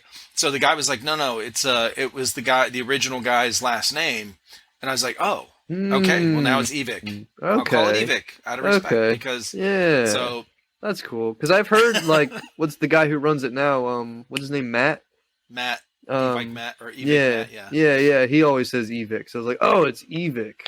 All the videos, that they put out, it's Evic. So now, GIF That's and where GIF. I buy everything from. Come on, dude. There's no logical Calm reason. Down. You have to don't get angry. Don't break the internet now. But not I a will big call deal. it Evic. But so he bought the Vector from Evic. And the original mags that it came with, he bought a couple extra mags. These are the ones that go with it. They fucking sucked. We could not get it to work. Fuck. It was horrible. So we never figured out what the issue was. We never did. And it was one of these where it was like they were going on all these different big mil sims.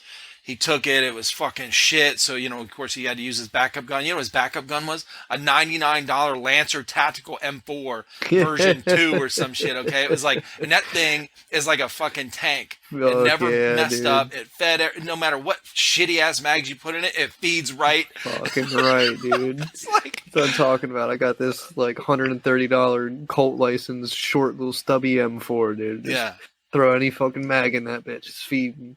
I can put 11.1 in it. It was $130. It has some sort of inline MOSFET or something. Right. And 130 fucking bucks. Like, it's not the most accurate gun. Like, you definitely get way more flyers than my Crytek, but like, is that just a hop up issue? Sure, right. You know what I mean? Like, this thing's nasty, dude. I almost prefer it because it's polymer and it's just so stubby and short. Like, I don't have to worry about especially playing at the CQB field. You're almost constantly in a ready up. Like, you're like, gun is a little heavy. Oh, dude. But that light gun, dude, that's what I kind of miss about my plate carrier. I would run double stack mags. Right. So like half the time I would just hold my gun by the fucking mag well and just rest my arm on the plate carrier. Fucking pussy. Hold it up the right way. No recoil. Hey, that's why I got the gas blowback, dude. I'm getting bored at that. Honestly, like, if you want like a really good AEG that you do not want to do any work to, if you want to fork out the money, get a Crytek, dude. Like, they're good. They're good, man. Like, it shits on my other guns, honestly. Like, they're all in the same ballpark. They can all shoot just about the same range and everything, but just that has a nice tight grouping. You know? This when they first bought so Johnny and Christian, who are both on our channel. So it was me, Johnny, Christian, and Coltrane, and they so Colt and Christian are my sons, two of my sons, and then JP is their friend. Well, JP and Christian bought the LVOACs, Crytek's, and when they first got them, we did a review on them, and then at the end, they had bought these paint splatter targets. So it's just basically a plastic bag of paint. These? Okay. No, we have those. Those are the I can't remember what those are called, but I actually have a box of those out in the shed right now. Those are fucking awesome. Yeah, so it's like the little scratchy things you did as a kid. We so on our review video, now we'll test the accuracy with those targets. But then at the end, they each had drum mags for their LVOAs. So they just wanted to see how consistent it would feed and shoot and this kind of, and because they had gotten, most of the guns we got were, or all the guns we got were mystery box guns. I got one. So, they're not the best, you get lucky one, sometimes. Some of the cheaper guns were fucking great. Like when you first use them. Now over time, I don't know, how quick they break, but we got some cheap ass fucking, M4s and AKs that were super light. Like you run into a tree with it, that fucker's snapping in half. Oh yeah. but just testing it like we were doing, we used those targets. Well, they bought these paint targets that were literally a bag of like a thicker plastic bag. Okay, of, I paint, see now. Yeah, like liquid paint. And we hung them up on the target board that we had. And they just both went to town, full auto with both drum mag. And, I had a GoPro sitting up there. It's getting splattered with the paint. It was a really cool effect on the video, which is still up on our channel. Oh, dude, I want to watch that. But yeah, the LVOAs they got, like all those Crytek's were really good. The only gun that we got, that one of us got that was surprisingly not good was, like I said, that Vector. That was it. And we never did figure out the issue. It could have been something very simple. Honestly, we don't know. But yeah, so most of the time it's good. But G&G is a good starter gun, and then the Crytek's, for sure. Man.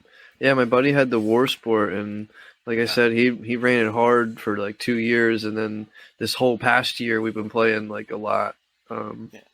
We play at my property a lot. We got a little group of us. We play a lot of private games, so I don't make it out to the field as much as I'd like to. Yeah, because it's so much more convenient to play here where my family is. Right. And if my wife, like, I don't know, needs something, she can just call me or run up to the house real fast. You know what I mean? Right. And but anyway, he had the War Sport, and it lasted a good while. And he finally, the gearbox went up in it, so he's thinking about HPA in it. Gotcha. But that's what made me also get a Crytek. But this is why I wanted to get the gas blowback HPA. I want to change up my play style because I want to play in. I want to try indoors. Like, I don't think it would be my thing because I really liked the 911 tactical I was telling you about because it's CQB or whatever you want to call it. Yeah. What's the other one? C close quarters CQC. Yeah, close quarters combat. Right. But it's not like speed soft style. It's more tactical. So people are pie in their corners, and they do have a kill house, but no one's just like sprinting through it. Right. So I like that a little bit more. Not dissing speed soft or anything. It's just I played paintball, and it was I couldn't keep up, man. Yeah. It was too hectic, dude. Like I don't know. It was just too fast, and I'd be so fucking tired. Right. Just sprinting. You just sprint the whole you sprint, slide, shoot, and then I'd be out. Yeah, it is legit. Just like when Halo, like multiplayer Halo first came out, like the shorter maps, and then Call of Duty, the shorter maps. It's just everyone just ready, go. Yeah. You just run and die, run and die, run and die. Over. Live, die, repeat.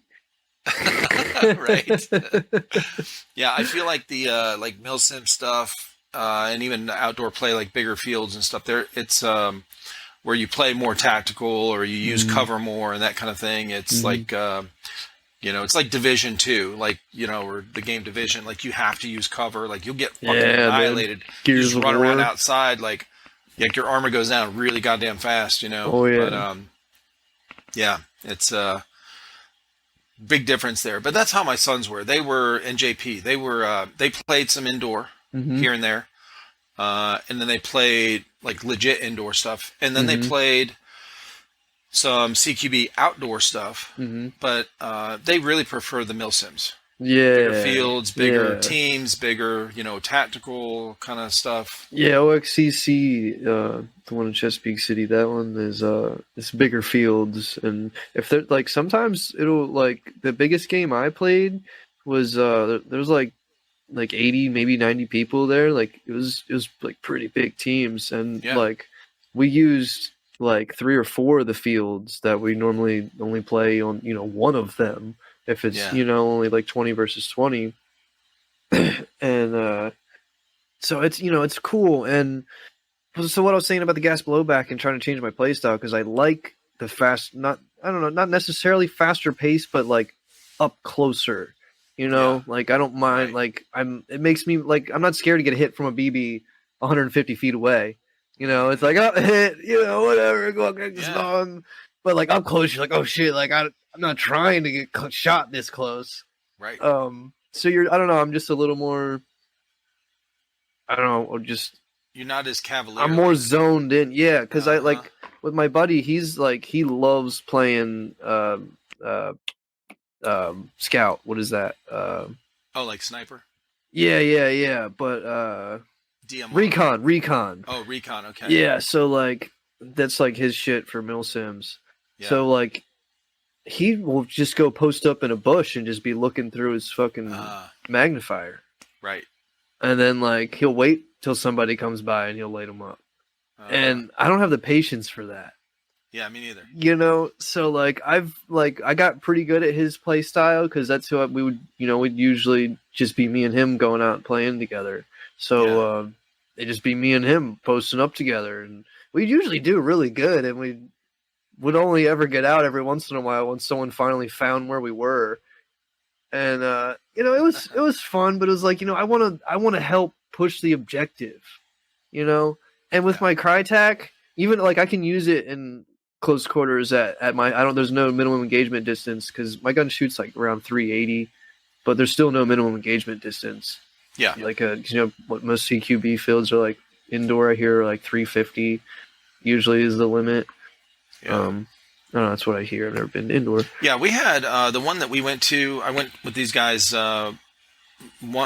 maybe twice, but definitely once. I made a little video when we went to this indoor one down here in South Carolina. Well, it was 400, and there was no MED, and everyone was cool with it. Like everyone knew what the rules were, so most people weren't shooting 400. They were shooting, like you said, like 380, 350. You know, so and it was fine. I mean, but then again, like people they weren't running up behind you and shooting you point blank in the back of the head. Yeah. You know what I mean? Like, if it did happen. Like, if you come around a corner and you don't see and you didn't know that somebody was there, like, you didn't see him go behind there or something. It did happen, but nobody got mad. It was, it was cool. But, yeah, that's most of the fields, I think, are... And, like, the bang thing at that field is, like, if somebody... Like, if you're trying to be nice and they're like, they do call it cool... But that is not enforced. Like, yeah. So I like that, dude. I don't like the bang shit. We do that a lot here because I play with my little cousins and my little brother. Right. And my little brother just turned 12, so like he only comes and plays sometimes because he's scared he doesn't like getting shot. Sure. And yeah, that bang. I've talked to a lot of different people throughout the world. It's so annoying, dude. No one likes it. Now, just shoot me. The thing is. What cares if I bleed a little bit?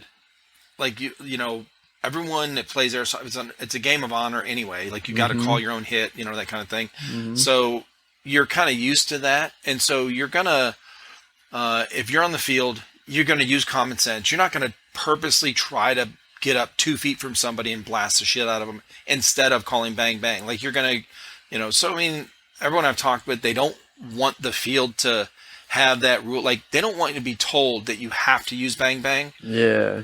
But most people kind of do it themselves anyway. Like they'll reach around, they'll come around a corner and they'll be like, "Hey," or say something like, now, call it. DMRs, they do have a bang because they have a 100-foot minimum engagement distance. Yeah. But you can't. You're not going to be like 75 feet away from somebody. Bang.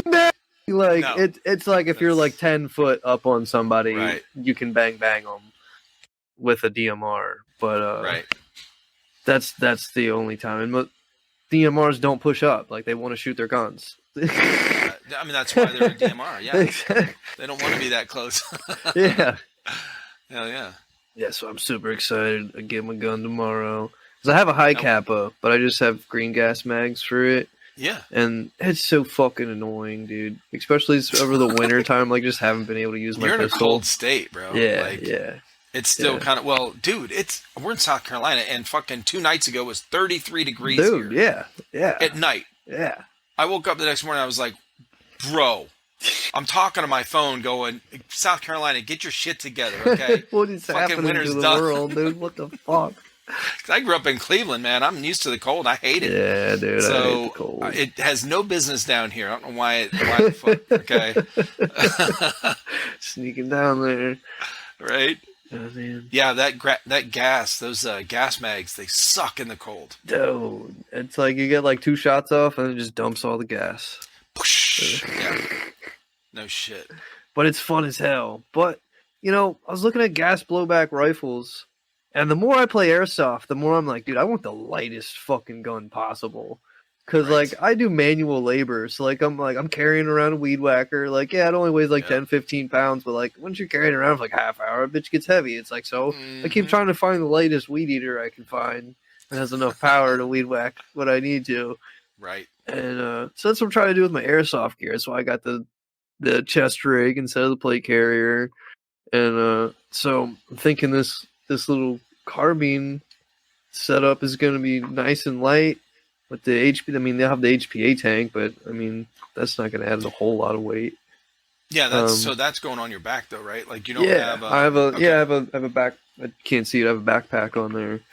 Because there's the newer Euro builds for HPA guns. I mean, those are mostly for indoor. like speed soft stuff, whatever. The tank is built into the stock of the gun, just like a paintball marker. So it's they're starting to do those because you don't really need a huge tank to run like all, That's what like the 3 rentals days. at OXCC. Oh, okay. Yeah, I ran one. They're pretty cool. I mean, the rentals are kind of old now. So like the hop up was kind of beat. You mean they're not upgraded? Jesus. But like it was still. I was like, dude, I want to buy an HPA gun now. Like just the trigger response, it just alone is like, I don't care if I don't shoot anybody. It's fun shooting this gun. So that's another reason I got the gas blowback. I was like, dude, I want some sort of like response because like I've grown up shooting real guns. Yeah. So it's like, dude, I want some sort of feel. Like, I don't know, dude. Like it's just getting so boring. Like I said, the Crytek, like it's too OP for being a stock gun, dude. Like, like I don't know. It makes me want to sit back and just pick people off because I can, and not necessarily help with the objective. And then even in it works great in close quarters too. And so I'm like, well, I'm just gonna try to have to make myself push up because that's been my like biggest thing. I've been trying to improve on is like move. Okay. When I need to. Sure. But is playing with my buddy, we'd just post up and we'd sneak it out right out of spawn. We'd take the longest route we possibly could so nobody could see us, and just post up on like a good flank and fuck shit up. Yeah. Yeah, I hear you. And it's just getting boring. Right. But I don't know the HPA stuff. Do you know much about it? Like, what can I do? I just screw my regulator on, and then that's how I fill it? Did I like not buy enough shit? Like, I'm scared I'm gonna like go to the field thinking I'm ready to play, like, cause I got the regulator, got the line, I got it. It's like it won't. There's no way to fill your tank, dog. So I'm like, fuck. Like I hope I got everything. Do you fill the tank through the regulator? Because the only experience I had was that Tippmann, where the like you said, the tank was the stock of the gun. Right. And you could just fill it. They had a little thing on the side. That's how. Yeah. So that's what I'm familiar with. The paintball tanks, paintball guns. Mm-hmm. You unscrew the tank. You got the nipple right on there. Mm-hmm. They would put the hose right on there on the connector. Fill it up. Yep. A few seconds. Here you go. It's like $5 or whatever, or $2 or whatever.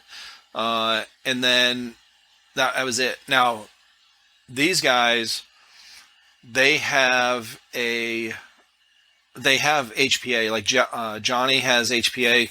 Mm-hmm. I think what did he do? I can't remember what he did for. But he built a Kythera HPA build. Todd that came over. But so I've never seen one of those HPA tanks get filled. So I'm not sure. I think there's an open port outside of where your hose connect. I'm not sure. Yeah, really dude. That's all. I never even thought about it. That's the only thing I'm worried about is like, am I going to be able to fill my tanks when I get to the field? Because obviously I'm going to bring my AEGs, right? Too, but like I want to use my new gun. So it comes with one green gas mag, so I'll be able to play with it at least. But I got 2 tanks, so I'm trying to fill them up, man. How to fill your paintball tank? Let's see, compressed air. Because I'm just worried about having the right input for the output of the compressor. You can fill your HPA tank at home, bro. Dude, if you got a scuba tank. I know, right?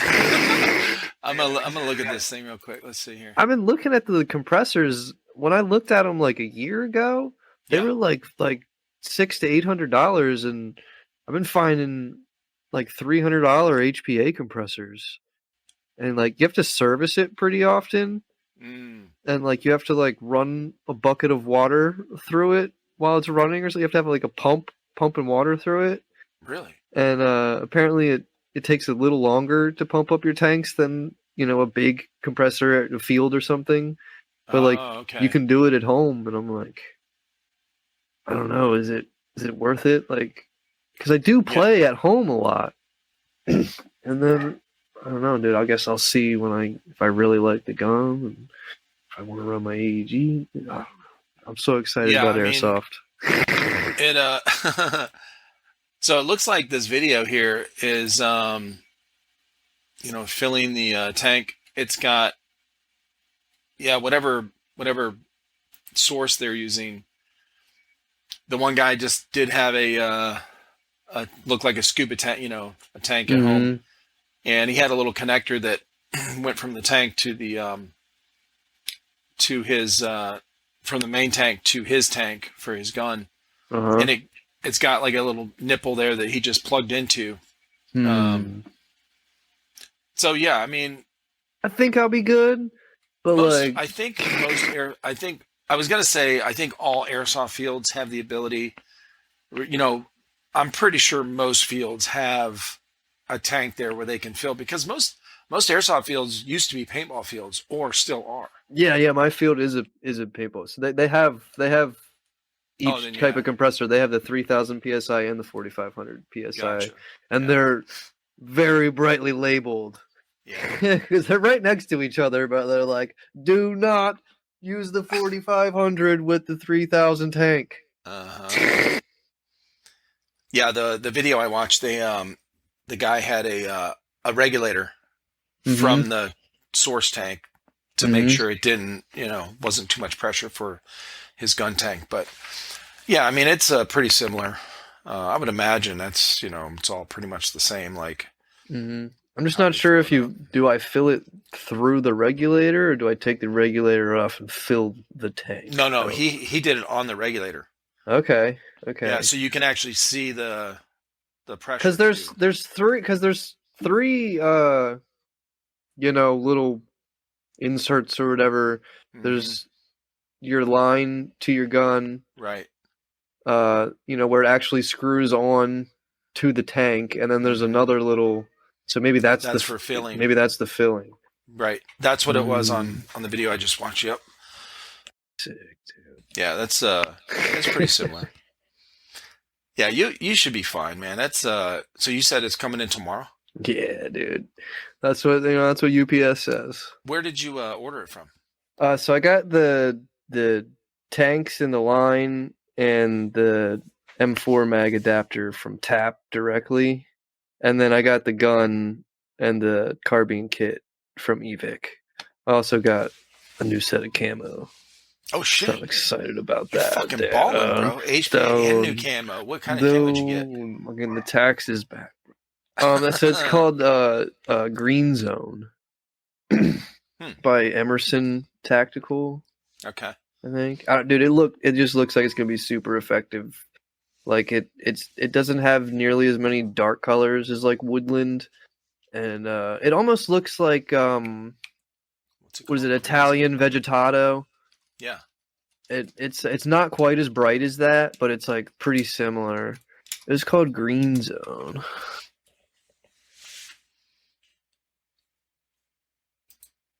Emerson.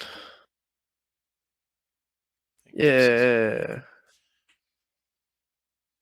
Yeah, it's got more browns instead of the black. Because I'm running my cousin's old like issued pants from the 80s.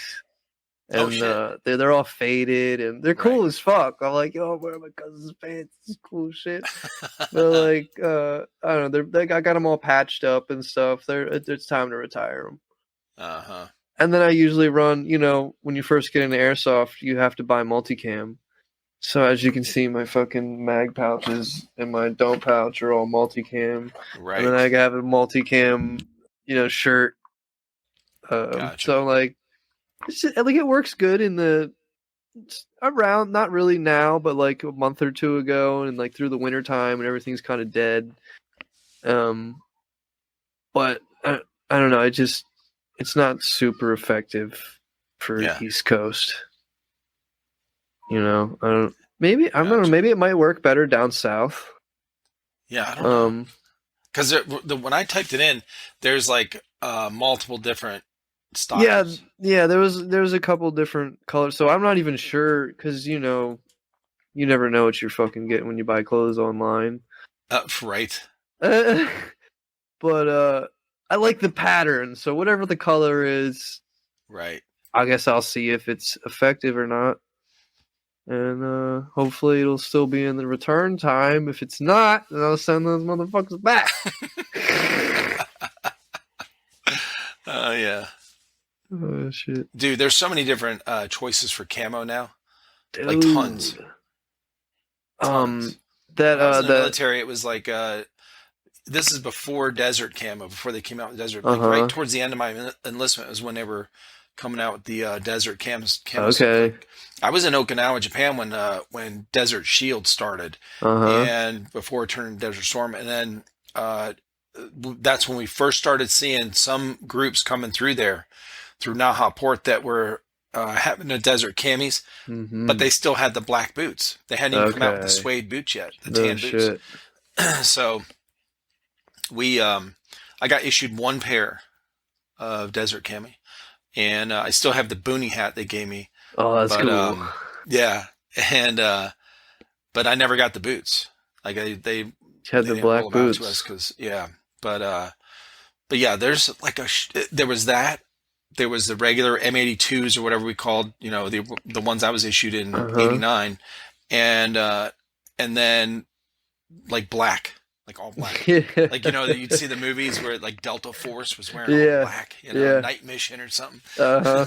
And now there's like 100 different fucking camos with tiger stripes and Hawaiian shit Dude. and fucking And unicorns on from it all and different whatever. countries, dude. My buddy just got a set of like Russian, whatever their woodland digital Yeah, kind of camo is, dude. And that stuff looks awesome, dude. It yeah. like we played the other night, and I mean it was getting kind of dusk, but like it was super effective. Oh yeah, there's tons Like of stuff. oh, so One much guy I stuff. was just talking to said his buddy has a full Polish army gear or Mm-hmm. camo setup. That's So sick. it's kind of wild how you have all these different camos from different parts of the world, Yeah, that work for that. that part of the world. That game. Yeah, exactly. It's amazing. Dude, my that episode I did, the airsoft episode I did, shout out Thario Dav, Hmm. Thario Dav, but his name's David. He has a fucking I forget what they are, dude. I have to like link you. But it looks so good. It's like such a bright green, and it just looks like it would be the most effective camo for my area. Really? And I'm like, I gotta get my hands on a set of that, but I don't know what it's called. And I should have asked him before I got all excited and I ordered all my stuff at the same time. I'm going to tell you who's. Do you know Mr. OT, Mr. Off Topic on Instagram? uh, Get. that's your co-host, right? Uh huh. Yeah. Yeah. He knows a lot of different camos. And, Okay. yeah, he's big into camo stuff. And then also call sign Tonka. That dude had so many different styles of camo before. Oh, dude, here it is, bro. Let me just share Share the screen real quick. Yeah. Dude, Let's see what we got. can you see it? Oh, that was cool.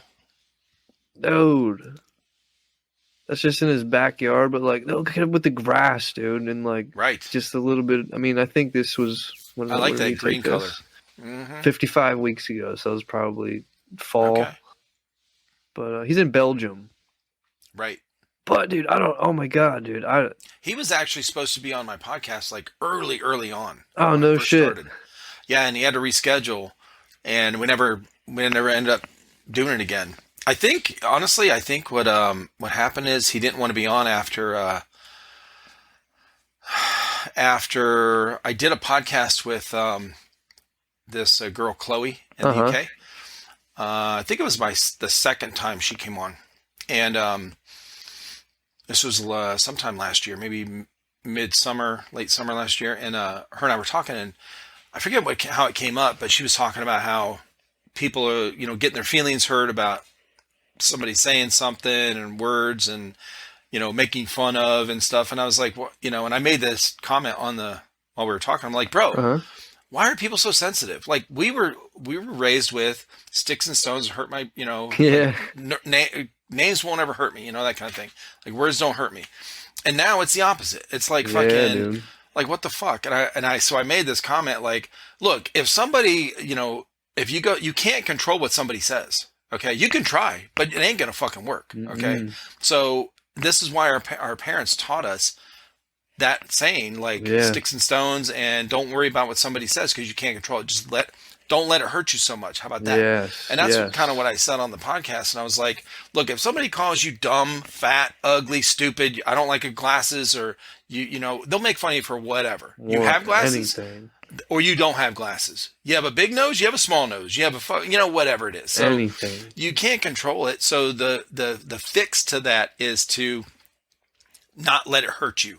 You got to be a little more, we as humans have to be a little strong. We got to be tough. Man. Okay. Like life is not, the universe ain't fucking forgiving, Self-confidence, man. right? Like That you got to is- have some self-confidence. You got to know, you can't be so sensitive that if somebody calls you fat, that it ruins your whole fucking week. Yeah. You're man. just giving that one person control over your whole fucking life.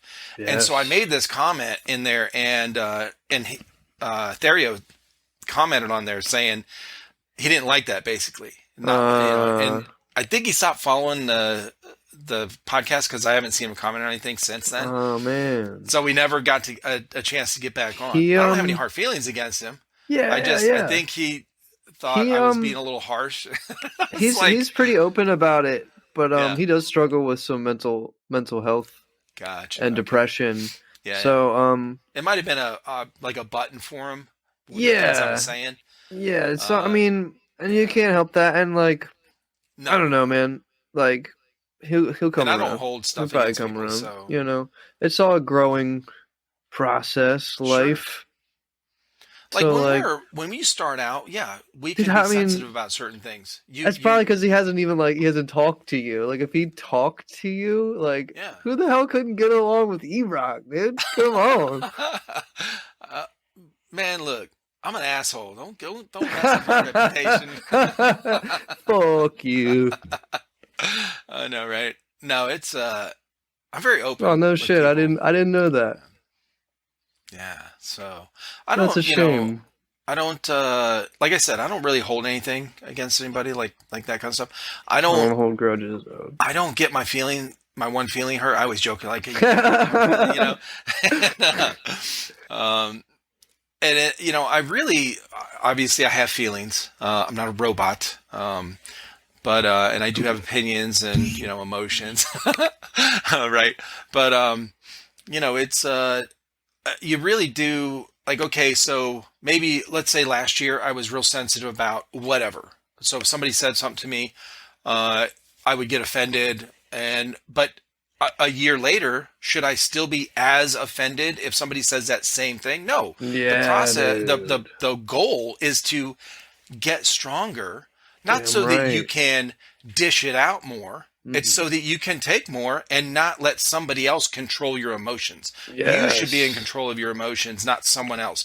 And when you let somebody's words affect you so much that it wrecks you for a week or a day or whatever, you're just giving control to other people. Giving your power away. And now Yeah. you're like a leaf in the wind. I mean, the Bible talks about this. Other, Dope. self-help books talk about this. You're getting blown by the wind every time it changes. You shouldn't be like that. We're supposed to be pillars. Okay. Right. Yeah. You should be strong enough to be a pillar. Maybe not in every area of your life, but in some. Okay. Mhm. And you should be strong enough to, like, hey, I want to learn how to help somebody. If you're in constant need, if your cup is always empty and someone always has to fill you up, you're a taker. Yeah, man. Learn how to fill your own cup and Dude, keep it full and overflowing so you can give it to someone else. So now you're a giver. Okay. How about that? Yes, dude. I don't know. I was born that way, dude. Like Same. I give away all my shit, like all the time. Like every time we play airsoft, we use my BBs, we use my gun. Like a couple of my buddies, they have their own shit, but like, Sure. like if we're doing something, I want to do it. So I'll do whatever I have to do it. Yeah. And if that means I have to fucking pay for my friend to go play airsoft with me, then I will. You know? You're like, hey, let's go play airsoft. No, man, I don't really like it. No, I'm paying for you. Come on, let's go. I need a partner. So I have finally got up the courage to go play by myself. So I've been going to but like I make friends every time I go by myself now. So it's sick, dude. And like it helps having the podcast too, because I'm not just like, because you try to butt into someone's conversation. I mean, not butt in, but like there's an opportunity. Yeah. No one said anything. You're there. It's like, why not be friendly with the people you're playing fucking airsoft with? No shit. And there's a couple cliquey groups at each field, but most of the people are pretty fucking cool that I've like. I love airsoft, dude.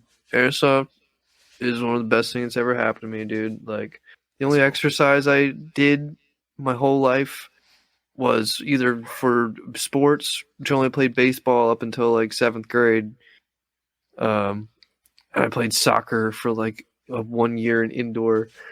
Oh my god, I'm getting tired. I lost my train of thought. But no, airsoft is a good exercise too.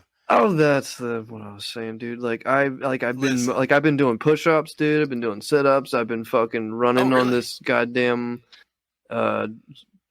treadmill bike thing that my parents have. I live on a farm. Yeah, dude.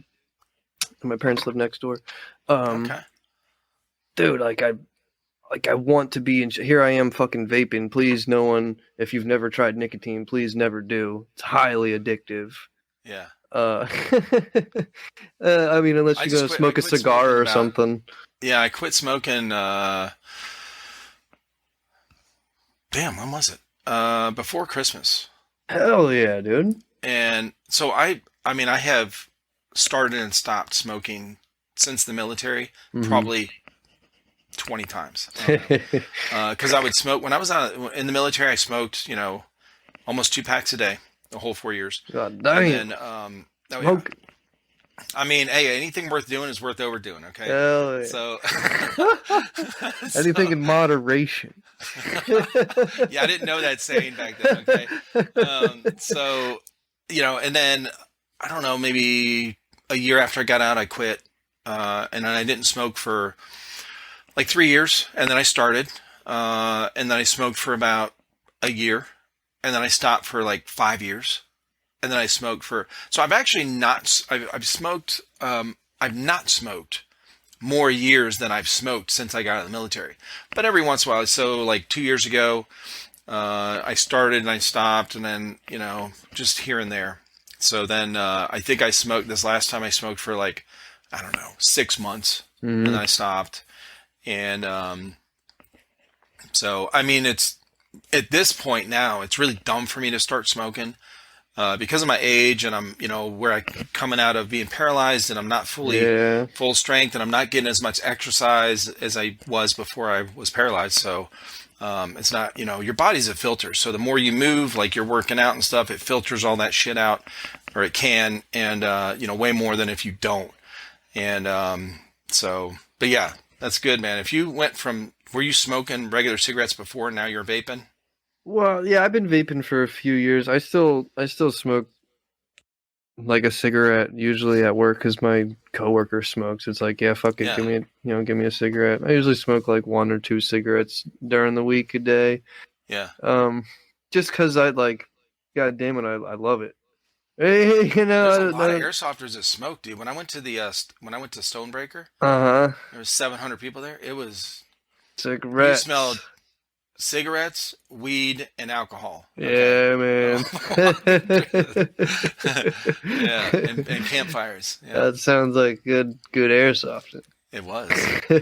Yeah, it was a good time. I went as a press pass. I just took pictures and videos and shit. Hell yeah, dude. Yeah. That sounds fun too. I'm kind of into videography.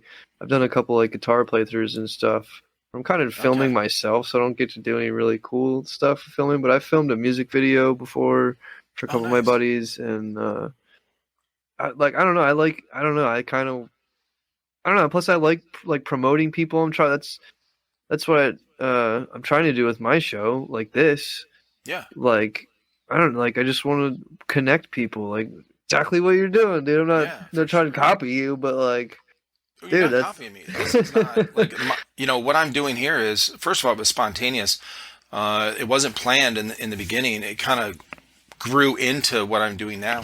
But hmm I was doing the same thing. I just wasn't really recording it. I was just talking hmm with the our viewers of our channel and shit, whatever. But hmm this is not a novelty idea. This is not a new idea. This ain't the first one. My inspiration, once I started talking with people and I said, oh, I'm going to make it a podcast. This was like a year and a half ago. I looked up Airsoft Podcast. I found the guys at Task Force Podcast, hmm Snake. And so, I mean, I had those two. I actually invited them on. I had them on. Nice. And it was like a 3-hour whatever video or podcast. And I halfway through, or maybe more than halfway through, I was fucking lit, bro.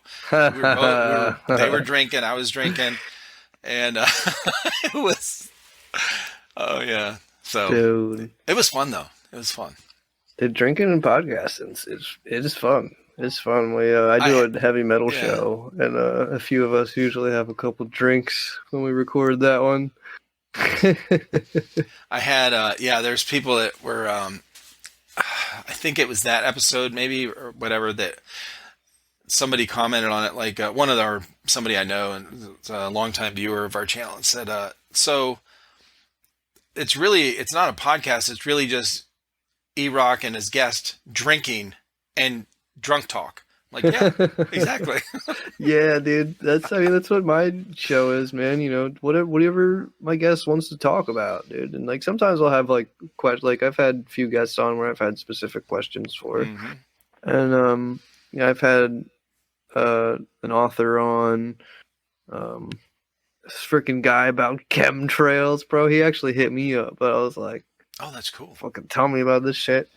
Was that the scary, like the scary stories or something? Or nah, that might have been. I think that was an episode with an old friend of mine who lives in Australia now.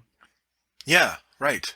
Yeah, that was. So the one I heard part of that one. I heard the one where you had your buddy who, like I said, who was the First into episode music. was god awful. No, dude, it was cool.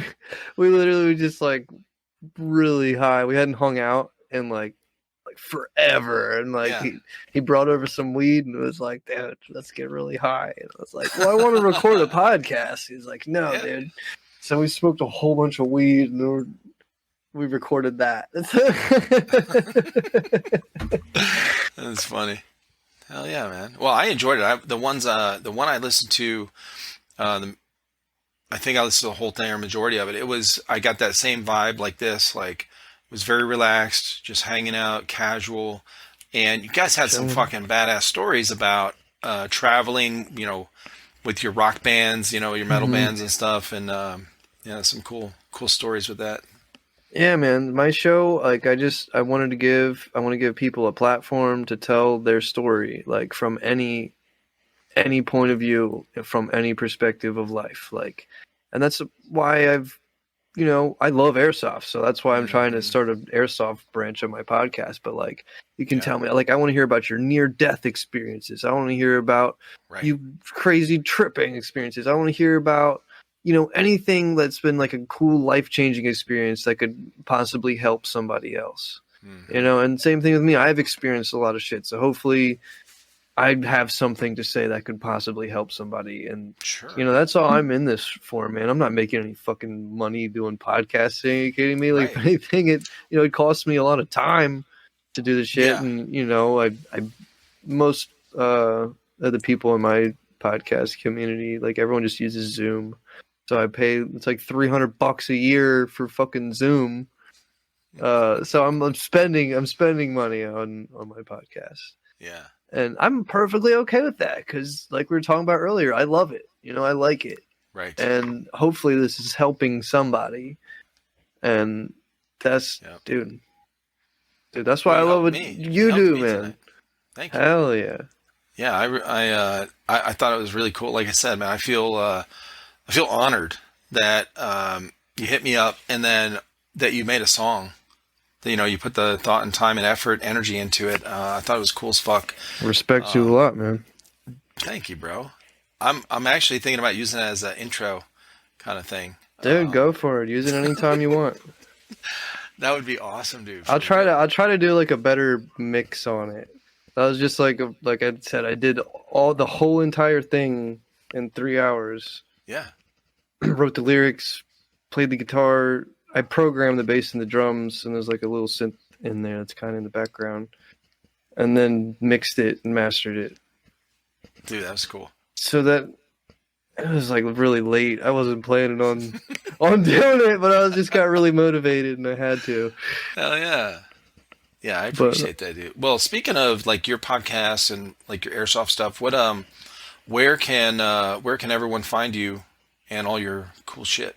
So Instagram at iNewsomePod. Get rid of the K in Newsome. I have an airsoft specific profile too. It's at __Newse, NEWSE.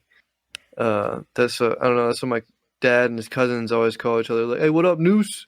Mm-hmm. And so they call me that too. So I was like, yo, _Noose. And, perfect sense. Play on my last name again. Right. So yeah, at __Noose. I have a YouTube channel. I have like a gameplay video that I played here at my farm. I have an edited version where I commentated it and shit and played music over it. Yeah. I can't remember which one I uploaded that on, if it's on the iNewsome YouTube channel or if it's on _News YouTube channel. But then I have like just the unedited raw footage of the whole game on one of the channels. But yeah, I'm working on content. I was filming a whole lot. Like I got the scope cam. Oh, nice. And I got this cheap fucking. It's not even a GoPro. It's $100 camera, a Caso. Oh, dude, that's how we started out. Dude, it works pretty good, dude. It's got if you're outside with decent lighting, it's not bad. Yeah. It's got to have good lighting though. It just doesn't have a good light sensor like the GoPros do. But yeah, that's what we started out on. And it's got the video stabilization, dude. Like, good enough. Good enough. Right. But that, I don't know. I've heard a lot of people say like they film and then they stop because it takes away from the game, and like it kind of does. It's like I'm worried about getting good content. Like I want to, if I shoot somebody, I want to make sure I got it on film. Like I remember to hit record. Like, is my scope cam on? Yes. Like, dude, and to turning it off and on in between each round, and it's so much. Like I'm definitely gonna do some more. Yeah. But I want to play some airsoft right now. Mm-hmm. Not worry about any of this shit. Plus, I want to figure out my HPA stuff. And sure. Yeah. There's got to be a way. This has been a topic that we've talked about on here for so many times. There has to be a way, so filming, right, for airsoft. It's at the point where the camera quality, the video quality is good, right? Mm-hmm. It's really good. Like you can get really good. But the convenience factor is shit. It's fucking shit. Oh, yeah. So dude. If you want a scope cam, because you got to have a scope cam if you want to track your shots, like what's the point? Because I've seen videos where people do their just gameplay. The GoPro. And it's just the GoPro on their helmet. And you can't see who they're shooting at. It's too far away. You can't see their shots. Nope. It's not good for gameplay. Nope. So now the GoPro on your helmet is great for B-roll stuff, like before the game starts or after the game when you're hanging out. Or like with your if you're transitioning cover or something. Yes, right. Yep. That half a second, clip of like Dutch right the Hooligan. He around. makes the absolute best airsoft gameplay videos, and it's like. His are so good, I almost don't want to watch anyone else's. Oh, dude. It is. It takes a lot of effort, and it's not convenient. So our phones, just in daily life, are super fast and easy. Like they have all these features now. You just double click the power button. It turns your camera on, and camera. you can start recording like instantly. It's fast. GoPro's footage for like airsoft stuff is not like that. You've got to have the batteries run out fast as fuck. Mm-hmm. You've got it's just they're in different spots. You got to make sure you turn it on, then you got to turn it off because the battery's going to run out. Like it's just very. Do I have it pointed at the right angle? I've had so many fucking Yes. videos where my camera just tilted a little bit and then like the horizon's gone. And like it's just like a little bit of horizon at the top of the screen. And you're like look up, motherfucker, looking at the when I'm ground. watching these videos, because I did all the editing of these videos, and they'd come back and they're like, and I'm like, oh shit, your mount got loose or whatever, and it tilted down, and so I find myself going like this. Like dude, like, and look I'm going, up. why is my neck hurting? I'm like, oh, I'm trying to make the camera look up. It's already filmed. You can't move it, dumbass. Like, I what? did the same exact thing, dude. Oh my god. Yeah. Well, listen, man, it's been great talking with you. Oh god, bro. Really, really appreciate you hitting me up and being on. I appreciate your support. Listening to me talk to all these different people. Dude, I love this show. I don't listen to every episode, but I listen to a lot of TriFecta. Cool, I appreciate that. Yeah, man. Oh yeah, man. So listen, bro. Dude, I will definitely be on yours. Yeah, dude. Yeah. In the near future, and we'll just bullshit, man. It'll be great. Oh yeah, dude. Dude, thank you so much for having me on, man. This is awesome. Yeah, you too, brother. Great to meet you. You too. Have a good night. You too. Be safe.